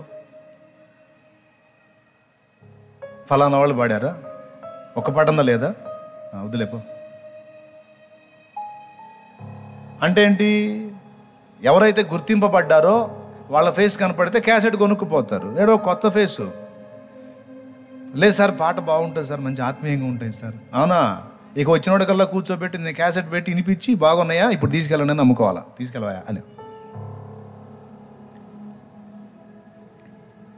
కానీ తర్వాత దేవుడు ఆశీర్వదించడం మొదలుపెట్టినాక వాళ్ళు ఫోన్ చేశారు, మీ క్యాసెట్స్ పంపండి మాకని. దేవునికి స్తోత్రం కలుగును గాక. ఎవరి ఫీల్డ్లో వాళ్ళు ఎదుర్కొంటారమ్మా అవన్నీ. సేవ కావచ్చు, జాబ్ కావచ్చు, వ్యాపారం కావచ్చు, ఉద్యోగం కావచ్చు, పనిపాట్లు కావచ్చు, అది ఏదైనా కావచ్చు. నీ ఫీల్డ్ ఒక దశలో అలాగ ఎదుర్కొంటావు, దేవుని వైపు చూస్తావు, నిర్ణయకాలం దేవుడు అందుబాటులో తెస్తాడు. ఆ దినాన ఆ అవమానాలన్నీ నీకు పూదండలుగా మారుతాయి. అందుకే మరి అనుభవించే పాడుకుంది. ఏం పాట అది? ఒరే నువ్వు పైకి వెళ్ళవాకురా, కిందకి వెళ్ళు. దేవునికి మహిమ. వచ్చేసింది మీ మైండ్లో, ఇంకా పాట ఎందుకు? పూదండ అన్నప్పుడే మీ క్లిక్ అయ్యిద్దిగా. ఏంది? పాడండి. నీవు మోసిన నిందకు ప్రతిగా పూదండ ప్రభువు ఇచ్చునులే. నీవు పొందిన వేదనలన్నీ త్వరలో తీరిపోవునులే. నీ స్థితి చూచి నవ్విన వారే సిగ్గుపడే దినమొచ్చేనులే. నీ స్థితి చూచి నవ్విన వారే సిగ్గుపడే దినమొచ్చేనులే. విడుదల సమీపించెను, నీకు వెలుగు ఉదయించును. విడుదల సమీపించెను, నీకు వెలుగు ఉదయించును. చెమ్మగిల్లు కళ్ళల్లోన కన్నీళ్ళెంత కాలం, కష్టాల బాటలోనే సాగదు పయనం. విడుదల సమీపించెను, నీకు వెలుగు ఉదయించును.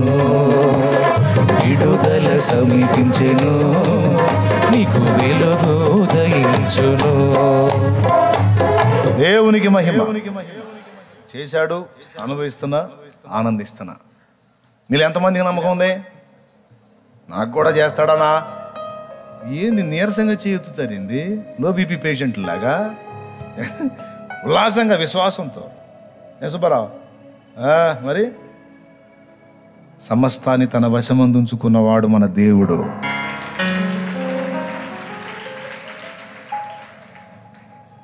మనల్ని కాకపోతే ఎవరిని ఆశీర్వదిస్తాడు? మనల్ని కాకపోతే ఎవరిని ఆయన హెచ్చిస్తాడు? అసలు ఈ జగత్తు చేసింది మన కోసం. కావాలంటే అడగండి మోకాళ్ళు వేసి, ఎవరి కోసం ప్రభా ఈ సృష్టి చేసిందంటే ఆయన చెబుతాడు, ముద్దు పెట్టి చెబుతాడు, నీ కోసమే నాన్న అని. ఈ విశ్వమే నీ కోసం చేసినవాడు ఆయన.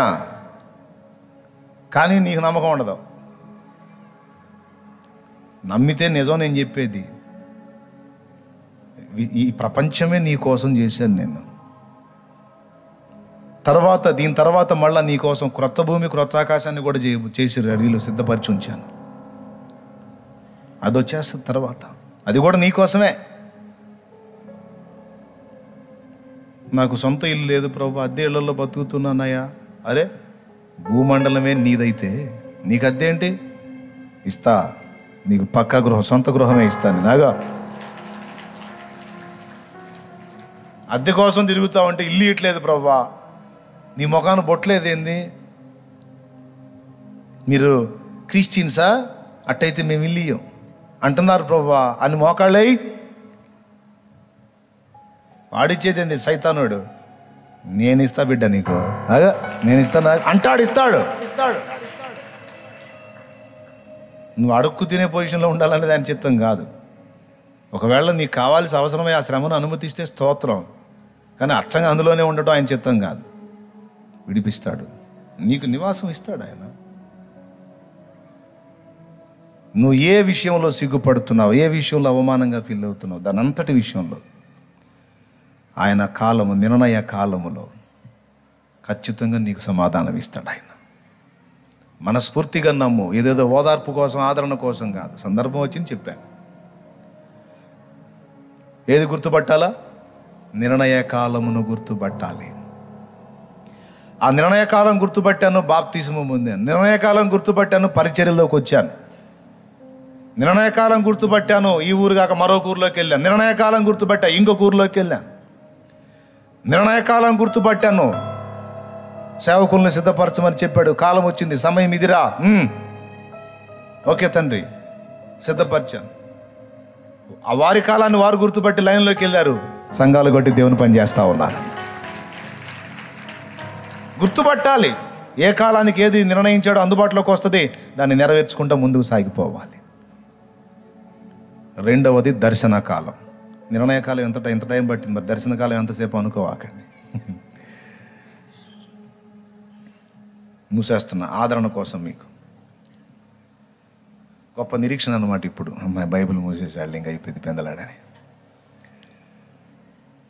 దర్శన కాలము అంటే నీ జీవితంలో దేవుడు అనుమతించేటువంటి పరిస్థితులు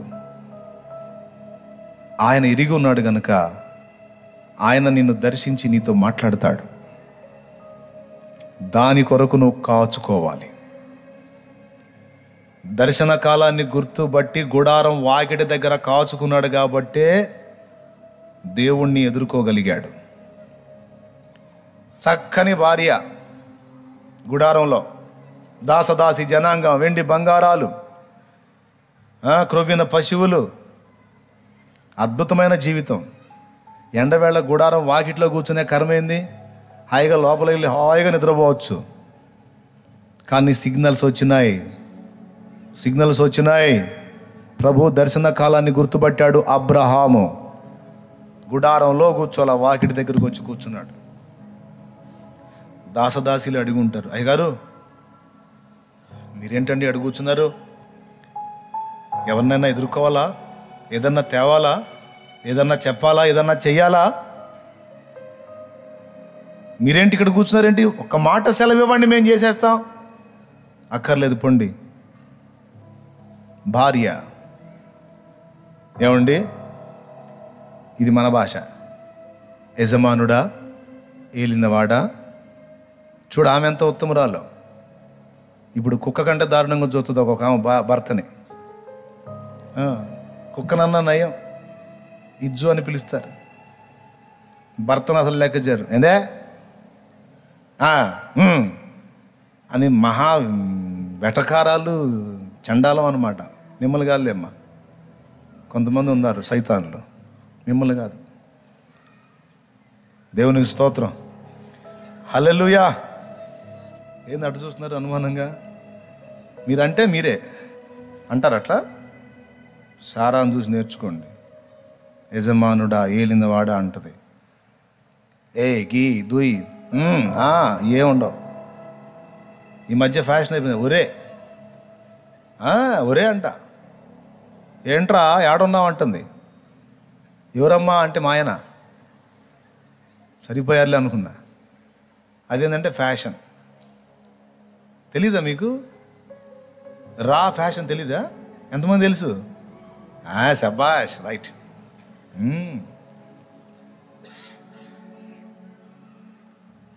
యజమానుడా, ఏలినవాడా, ఏంటి ఇక్కడ కూర్చున్నావు? ఏమైనా ఇబ్బంది ఉందా? లోపలికి వచ్చి పండుకోవచ్చు కదా, లేదా లోపలికి వచ్చి కూర్చోవచ్చు కదా. ఎండ వేళ గుడారపు వాకిట ఎండ పొడ తగులుతుంటే ఇక్కడెందుకయ్యా? కాదు సారా, నువ్వు వెళ్ళు, వేరే పని ఉందిలే, వెళ్ళు. నాకు ఒకటి దర్శనం కలిగిందిలే, వెళ్ళు. నా ఇంటికి ఈరోజు ఒక అతిథి రాబోతున్నాడు. డైరెక్ట్గా ఆయన రాబోతున్నాడు. ఇంతవరకు వాక్కు రూపంలో ప్రత్యక్షమైనటువంటి నా ప్రభు ఈరోజు దృశ్య రూపంలో వ్యక్తిగా త్రియేక దేవుడే నా ఇంటికి రాబోతున్నాడు. అయి పక్కకెళ్ళిపో. హల్లెలూయా. అందింది, సిగ్నల్ అందింది కాబట్టి వచ్చి వాకిట్లో కూర్చున్నాడు. మమ్మరే మొత్తం తిరుగుతున్నారు. త్రియేక దేవుడు తిరిగి తిరిగి సింధూర వనంలోకి వస్తున్నాడు. ఇందులో ఎంత తిరిగినా మనల్ని ఎవడు గుర్తించలే, కానీ మనల్ని గుర్తుపట్టి ఆ దర్శనం కలిగిన వాడు అదిగో అక్కడ ఉన్నాడు, పద అన్నట్టు. మరి మిగిలిన వాళ్ళకి ఏం పని? దేవునితో భక్తునికి పని. ఎందుకంటే ఇతని మనసు ఆయనతో ట్యూన్ అయి ఉంటుంది కాబట్టి దేవునితో భక్తునికి పని. మళ్ళీ అన్ని బాధ్యతలు చూస్తూనే ఉన్నాడు, అన్ని వ్యవహారాలు చూసుకుంటానే ఉన్నాడు. మరో పక్క దేవుని దర్శన కాలాన్ని గుర్తుబట్టి వివేకము కలిగి గుడారం లోపల బబ్బోలా వచ్చి వాకిట్లో ఎండకి కూర్చున్నాడు. చూస్తూ ఉంటే యెహోవా అతనికి కనబడెను. అబ్రహాము కనులెత్తి చూచినప్పుడు 3 మనుషులు వస్తా ఉన్నారు. ఆయన సమీపంలో కూడా రాలే, ఇంకా వస్తా ఉంటే ఇక లేచి పరిగెత్తాడు. ఎంత వయసు అయ్యా? 99 ఏళ్ళు.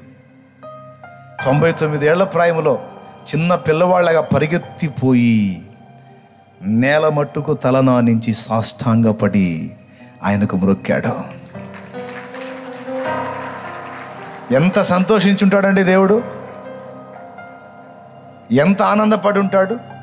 నా అబ్రహాము, మై ఫ్రెండ్, నా స్నేహితుడు, ఇతనికి నేనే ప్రపంచం, ఇతనికి నేనే లోకం, ఇతనికి నేనే జీవితం. నా అబ్రహాము కాబట్టి నన్ను గుర్తుపట్టాడు. మౌనంగా చూస్తూ ఉన్నారు. ఇక అబ్రహామే మాట్లాడుతున్నాడు. ప్రభువా, నీ దాసుని దాటిపోవద్దు. ఈ చెట్టు కింద నిల్చుని అలసట తీర్చుకోండి. కాళ్ళు కడుక్కోవడానికి నీళ్ళు ఇస్తే కాళ్ళు కడుక్కోండి. కొంచెం ఆహారం సిద్ధపరుస్తాను, తీసుకోండి. తర్వాత మీ త్రోవను మీరు వెళ్ళవచ్చు. ఇందు నిమిత్తమే కదా మీ దాసుని యొద్దకు వచ్చి తిరిగి అన్నాడు. వచ్చావుగా నాయన, స్తోత్రమయ్యా అని ఎమ్మటి అడుక్కోవటం మొదలుపెట్టలా. పాయింట్ గుర్తుపట్టాలి మనం. దేవుడు దొరకగానే అయ్యా వచ్చావా వచ్చావా సంతోషం, మరి నాకు ఫలానా అవసరం ఉంది ప్రభువా స్తోత్రం ఈ అల్లా. ఏమన్నాడో తెలుసా? నేను ఇస్తాను, మీరు స్వీకరించండి, తర్వాత మీ త్రోవను వెళ్ళండి, ఇందుకోసమే కదా వచ్చారన్నాడు. కావాలంటే చూడండి ఒకసారి. ఆదికాండం 18వ అధ్యాయం. ఒక్కటి చదివేమ్మా, ఇక నేను ప్రార్థన చేసి ముగిస్తాను. 5వ వచనం. కొంచెము ఆహారము తెచ్చెదను, మీ ప్రాణములను బలపరుచుకునుడి, తరువాత మీరు వెళ్ళవచ్చును. ఇందు నిమిత్తమే కదా మీ దాసుని యొద్దకు వచ్చి తిరనెను.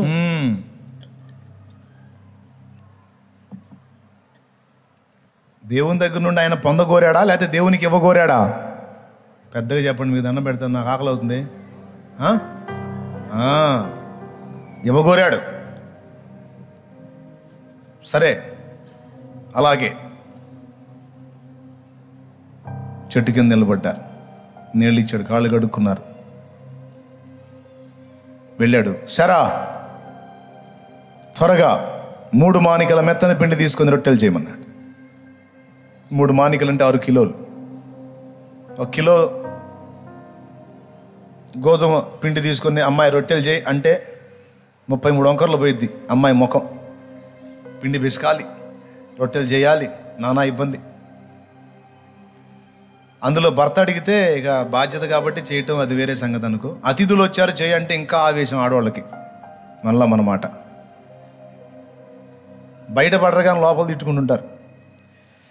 ఈ గుంపమ్మా, ఈ గుంపు వీళ్ళకి ఒక సమయం సందర్భం ఉండదు, నాకు బాగలేనప్పుడే వచ్చి చేస్తారు ఈ మాయదారి గుంపు అని మనసులో అనుకొని చేస్తాలేరా చేస్తాలే దుర్మార్గుడా అని మనసులో తిట్టుకుంటూ వంటగదిలో చెంబులు తెప్పాళ్ళలో బగలు కొడుతూ సిగ్నల్స్ ఇస్తుంటారు వచ్చిన అతిథులకు కొంతమంది ఆడవాళ్ళు. 4-5 దేశాలు బగలు కొడితే చాలా ఆటోమేటిక్గా అర్థమైంది. ఉండండి భలే పనినే, అంత రెడీ చేస్తుంది అమ్మాయి అక్కడ అంటే అక్కడ పగులుతుంది అర్థమైంది లేరా అనుకుని మనసు అనుకుని లేదా భలే పని తినొచ్చాం మేము. పాపం వాళ్ళకి ఆకలి నకలకలాడుతుంటారు. కానీ వంటగదిలో సిగ్నల్స్ వచ్చినాయి కదా, లేచి వెళ్ళిపోతారు. అట్లా ఉండకూడదండి మనం. అతిథి ప్రియత్వం కలిగి తెలియక ఏ దేవదూతలకు ఆతిథ్యమో చేసిది. ప్రేమగా వచ్చిన వాళ్ళకి అంత కడుపు నిండా అన్నం పెట్టాలనే మంచి మనసు ఎప్పుడు మనకు ఉండాలండి. నా కళ్ళ ముందుకు వచ్చిన వ్యక్తిని సంతోషపెట్టి పంపించాలి, కడుపు నిండా పట్టడి అన్నం పెట్టాలి. ఒకవేళ ఇబ్బందుల్లో ఉంటే నా చేయదగ్గ సాయం తృప్తికరంగా చేతికి ఇచ్చి పంపించాలి అనే మనసు, ఆ హృదయం ఎవరికి ఉంటుందో వాళ్ళని దేవుడు మెచ్చుతాడు, దీవిస్తాడండి, సమృద్ధిని ఇస్తాడు. నేను తిన్నాను, రోజుకు 3 సార్లు తింటున్నాను, 3 సార్లు అంత ఫ్రీ బాగుంది, ఈ దరిద్రం కాదు.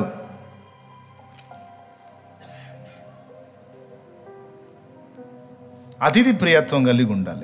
మాయ్ చేయిపో అంటే 6 కిలోల గోధుమ పిండి, మరి ఎంత కష్టం చూడండి. అయితే త్వరగా సిద్ధపరిచింది. ఆయన మందలోకి పోయి ఒక పశువుని తీసి రెడీ చేశాడు.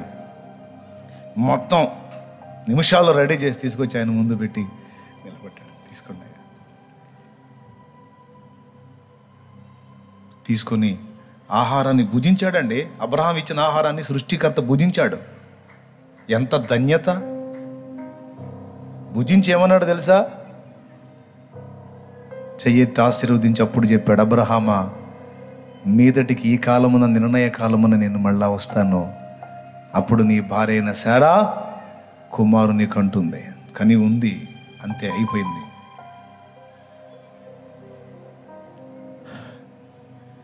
ఆతిథ్యం పొందిన దేవుడు ఆశీర్వదించకుండా వెళ్తాడా?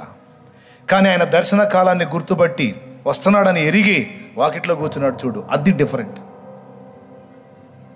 ఇదే ప్రత్యక్షత లోతుకు కూడా ఉంది. ప్రభువు దర్శించిన కాలం లోతుకు కూడా తెలుసు. అందుకే సొదొమ గొమొర్రా, సొదొమలో గుడారం వేసుకున్న లోతు గవిని దగ్గర ఎందుకు వచ్చాడు?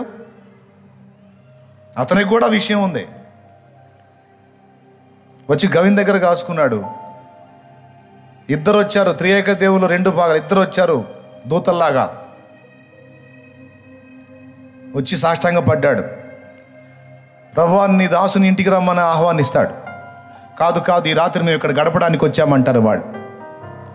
లేదయ్యా, ఈ జనులు బహుదుష్టులు, మిమ్మల్ని ఇబ్బంది పెడతారు, అవమానపరుస్తారు, దయచేసి నా ఇంట రండి, ఈ రాత్రి నా ఇంట బస చేయండి అని తీసుకెళ్ళి ఆయన వారి కొరకు పొంగని రొట్టెలను కాల్చి, మరి భార్య ఏం చేస్తున్నా ఏమో మీరే ఆలోచించండి. సుధమ ఎఫెక్ట్.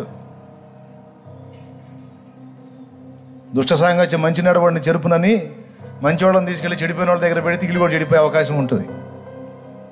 అయిపోయింది. లోతు భార్య కుమార్తెలు మాట వినే టైపు లేనట్టుంది. లోతే కాల్చాడు రొట్టెలు. ప్రియులారా, ప్రభువు దర్శించిన కాలం గుర్తుపట్టిన భక్తులు ఆయన దర్శన కాలాన్ని గుర్తుపట్టాలి. ఆయన మనల్ని దర్శిస్తాడు, మాట్లాడతాడు.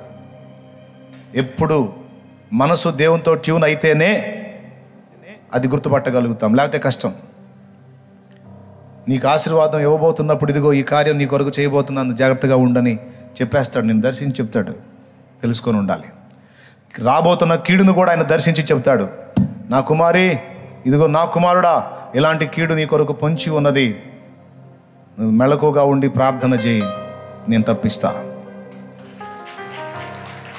కొంతమంది కీడుకరమైన స్వప్నం కానీ దర్శనం కానీ కలిగినప్పుడు భయపడిపోతారు. అన్నయ్య, నాకేంది ఇలా కనపడింది, అన్నయ్య అబ్బాయి మీద కనపడింది, ఇలాగా అమ్మాయి మీద కనపడింది, ఆయన మీద కనపడింది, నా మీద కనపడింది చెప్తా ఉంటారు. దేవుడు నీకు ఒక కీడును బయలుపరిచాడు అంటే దాని అర్థం ఏంటంటే అదురుకొని వణుక్కొని సావమని కాదు. ఇలాంటి కీడు నీ కొరకు పొంచి ఉంది, శత్రువు నీకు ఇలాంటి ఆలోచన చేస్తున్నాడు కనుక నీవు దాని విషయమై ప్రార్థించు, నేను తప్పిస్తాను అని.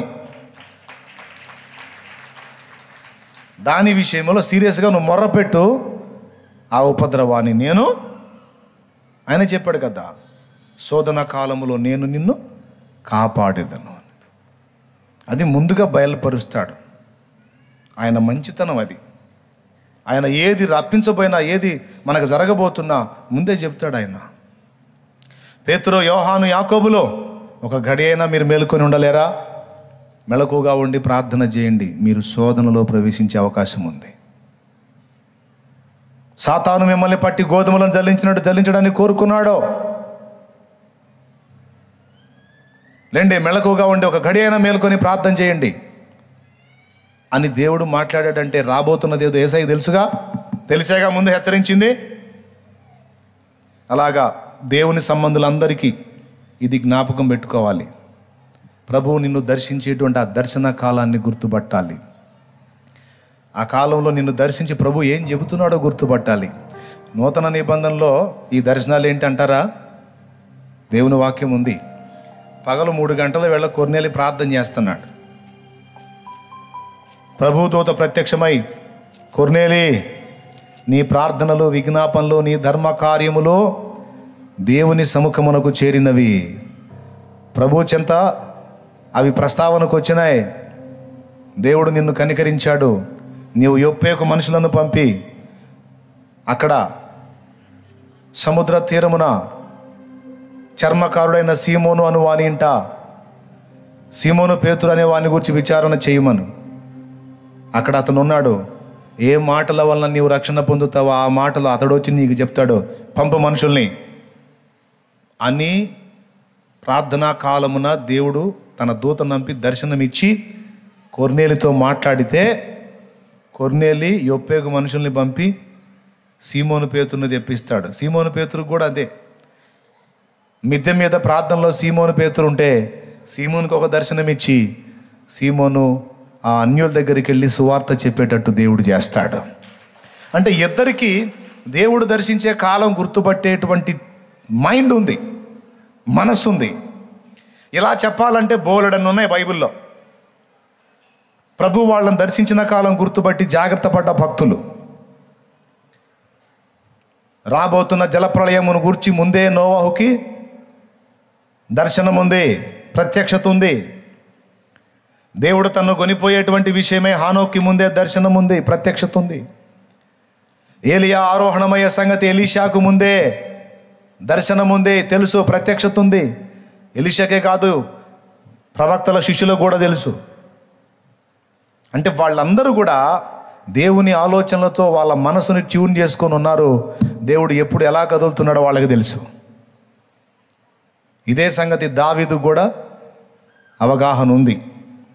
కాబట్టి ఈ రెండు కాలాలు మనం గుర్తుపట్టాలి. ఒకటి దేవుని నిర్ణయ కాలం ఒకటి ఉందని గుర్తుపట్టి నిబాళించుకోవాలి, నిబ్బరం పొందాలి. రెండవది దర్శన కాలం గుర్తుపట్టి దేవుడిచ్చే సిగ్నల్స్ని గ్రహించి మెలకువగా ఉండి ప్రార్థన చేసుకొని అడుగులు వేయాలి.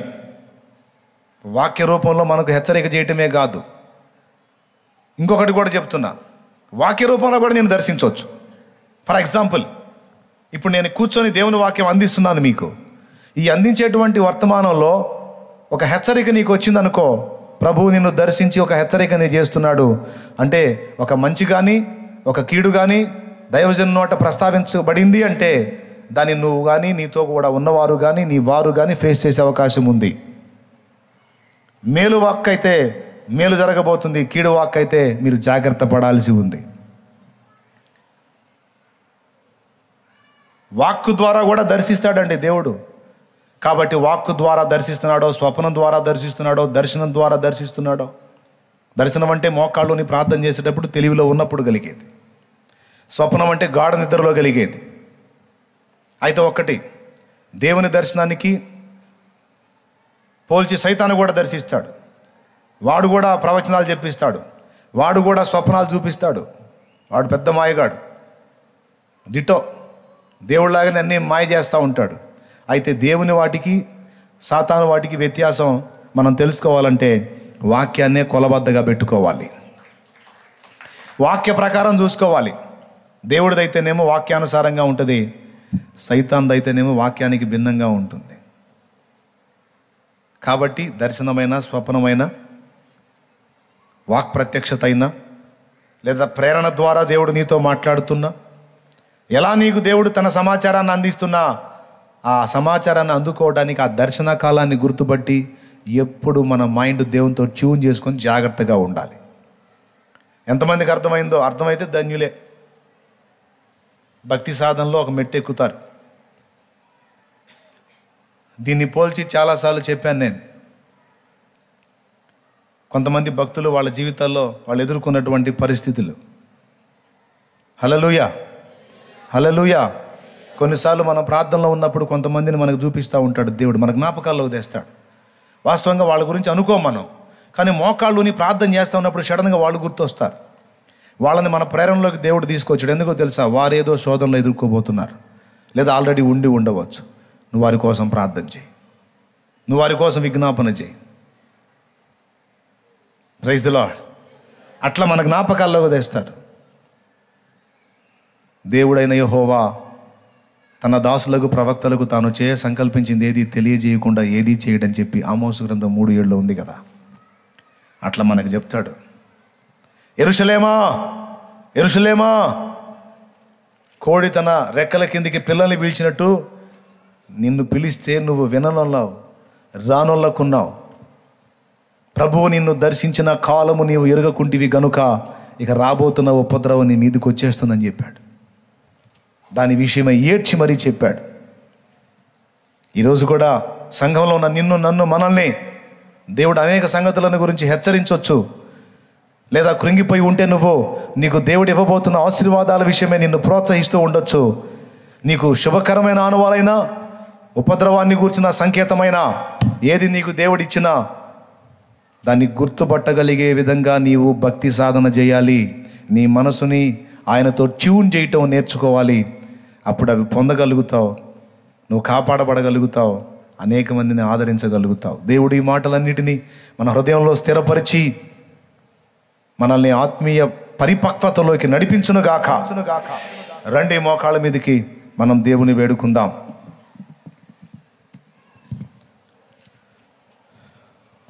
నువ్వు అధ్వాన్నంగా ఉండటం దేవుని సంకల్పం కాదు, ఆశీర్వాదకరంగా ఉండటానికే దేవుడు నిన్ను పిలిచాడు. తప్పకుండా నీ కృపనిస్తాడు. దానికి ఒక నిర్ణయ కాలం నిర్ణయించబడి ఉంది. అశుభ కాలము, నువ్వు చిక్కుబడ్డావేమో, దాని నుంచి విడుదల కొరకు నీకు ఒక టైం నిర్ణయించాడు దేవుడు. శోధన కాలంలో నువ్వు ఉండి ఉపద్రవాలను ఎదుర్కొంటున్నావేమో, దాని నుండి కూడా ఒక విడుదల సమయమును నీ కొరకు సిద్ధపరిచే ఉంచాడు దేవుడు. శ్రమ కాలంలో నువ్వు ఉన్నావేమో,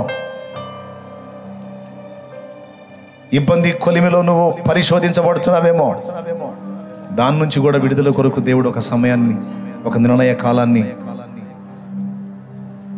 నీ కొరకు కలిగి ఉన్నాడు. దేవా, ఈరోజు నీవు అందించినటువంటి వర్తమానం ద్వారా నేను ఎంతో ప్రోత్సహించబడ్డాను. ముందు నాతో నువ్వు మాట్లాడావు తండ్రి, నీకు వందనాలని నేను చెప్పుకుంటాను దేవునికి. మీరు కూడా మోకాళ్ళుని నీకేం అర్థమైందో దేవుడన్న మాటలు, వాటిని బట్టి దేవుని స్తుతించు, ప్రార్థించు. నేను మౌనం అయిపోతాను. ప్రార్థన చేయి. దేవుని ఆలోచనలతో నీ మనసు చివునగునట్లు ప్రార్థన చేయి. ఇక్కడ ఉన్నప్పుడే దేవుని ఆలోచనలు కాదు, ఇంటికాడికి వెళ్ళినప్పుడు, ఎక్కడున్నా నీ మనసుని దేవునితో అనుసంధానం చేసుకోవాలి. సైతాను రకరకాల ఆలోచనలు తీసుకొచ్చి నీ మనసుని వాడు లోకం వైపు తిప్పడానికి, లోక వశానికి ఇచ్చికెళ్ళటానికి కుట్ర పన్నుతాడు. తుచ్చమైన అభిలాషల తట్టు నేను ఏడవడానికి ప్రయత్నం చేస్తాడు. వాడికి అవకాశం ఇవ్వద్దు. నీ మనసును దేవుని మీద నుండి తొలగించుకోవద్దు. నీ ఆత్మను యెహోవా మీద నుండి తొలగించుకోవద్దు. దేవుని మనస్సును, నీ మనసును అనుసంధానమగినట్లు వేడుకో దేవుణ్ణి. దేవా, నా మనస్సును నీవు ఆకర్షించు, నా ఆలోచనలు నీవు ప్రభావితం చేయి, నా తలంపులు నీవు ప్రభావితం చేయి. నన్ను ఎప్పుడు నీవు ఆకర్షించు, నీ పని కొరకు ఆకర్షించు, నీ చిత్తం కొరకు ఆకర్షించు, నీ కార్యాల కొరకు ఆకర్షించు, నీ సందేశాలు తెలియజేయుట కొరకు ఆకర్షించు. నీకు స్తోత్రమయ్యా. నిర్ణయ కాలాన్ని కూర్చిన నిరీక్షణ నాలో ఉంచు.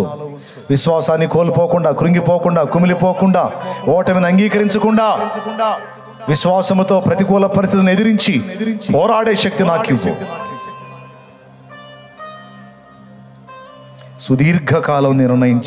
సుదీర్ఘకాలం నిరీక్షించాడు నాయన అబ్రహాము. అయితే రత్నాన్ని పొందాడు. ఇస్సాకు సామాన్యుడు కాదు, విధేయుడైన కొడుకును పొందాడు. తొందరపడి పొందాడు, ఇష్మాయిలును పొందాడు, వ్యతిరేకిని. దేవా, నీవు ఇచ్చిన ఆలోచన చొప్పున నిరీక్షించి పొందాడు ఇస్సాకుని. నీకు స్తోత్రమయ్యా.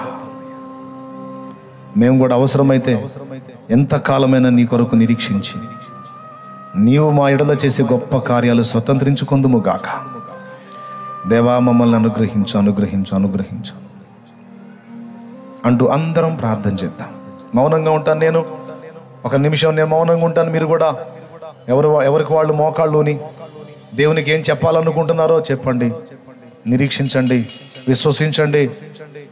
దేవుడు గొప్ప కార్యాలను మన విషయంలో ఆలోచన కలిగి ఉన్నాడు. ఇది ఒట్టిది కాదు, నిజమని గ్రహించండి. నేను మౌనం అవుతున్నాను. ఇక సమయం మీది ప్రార్థన.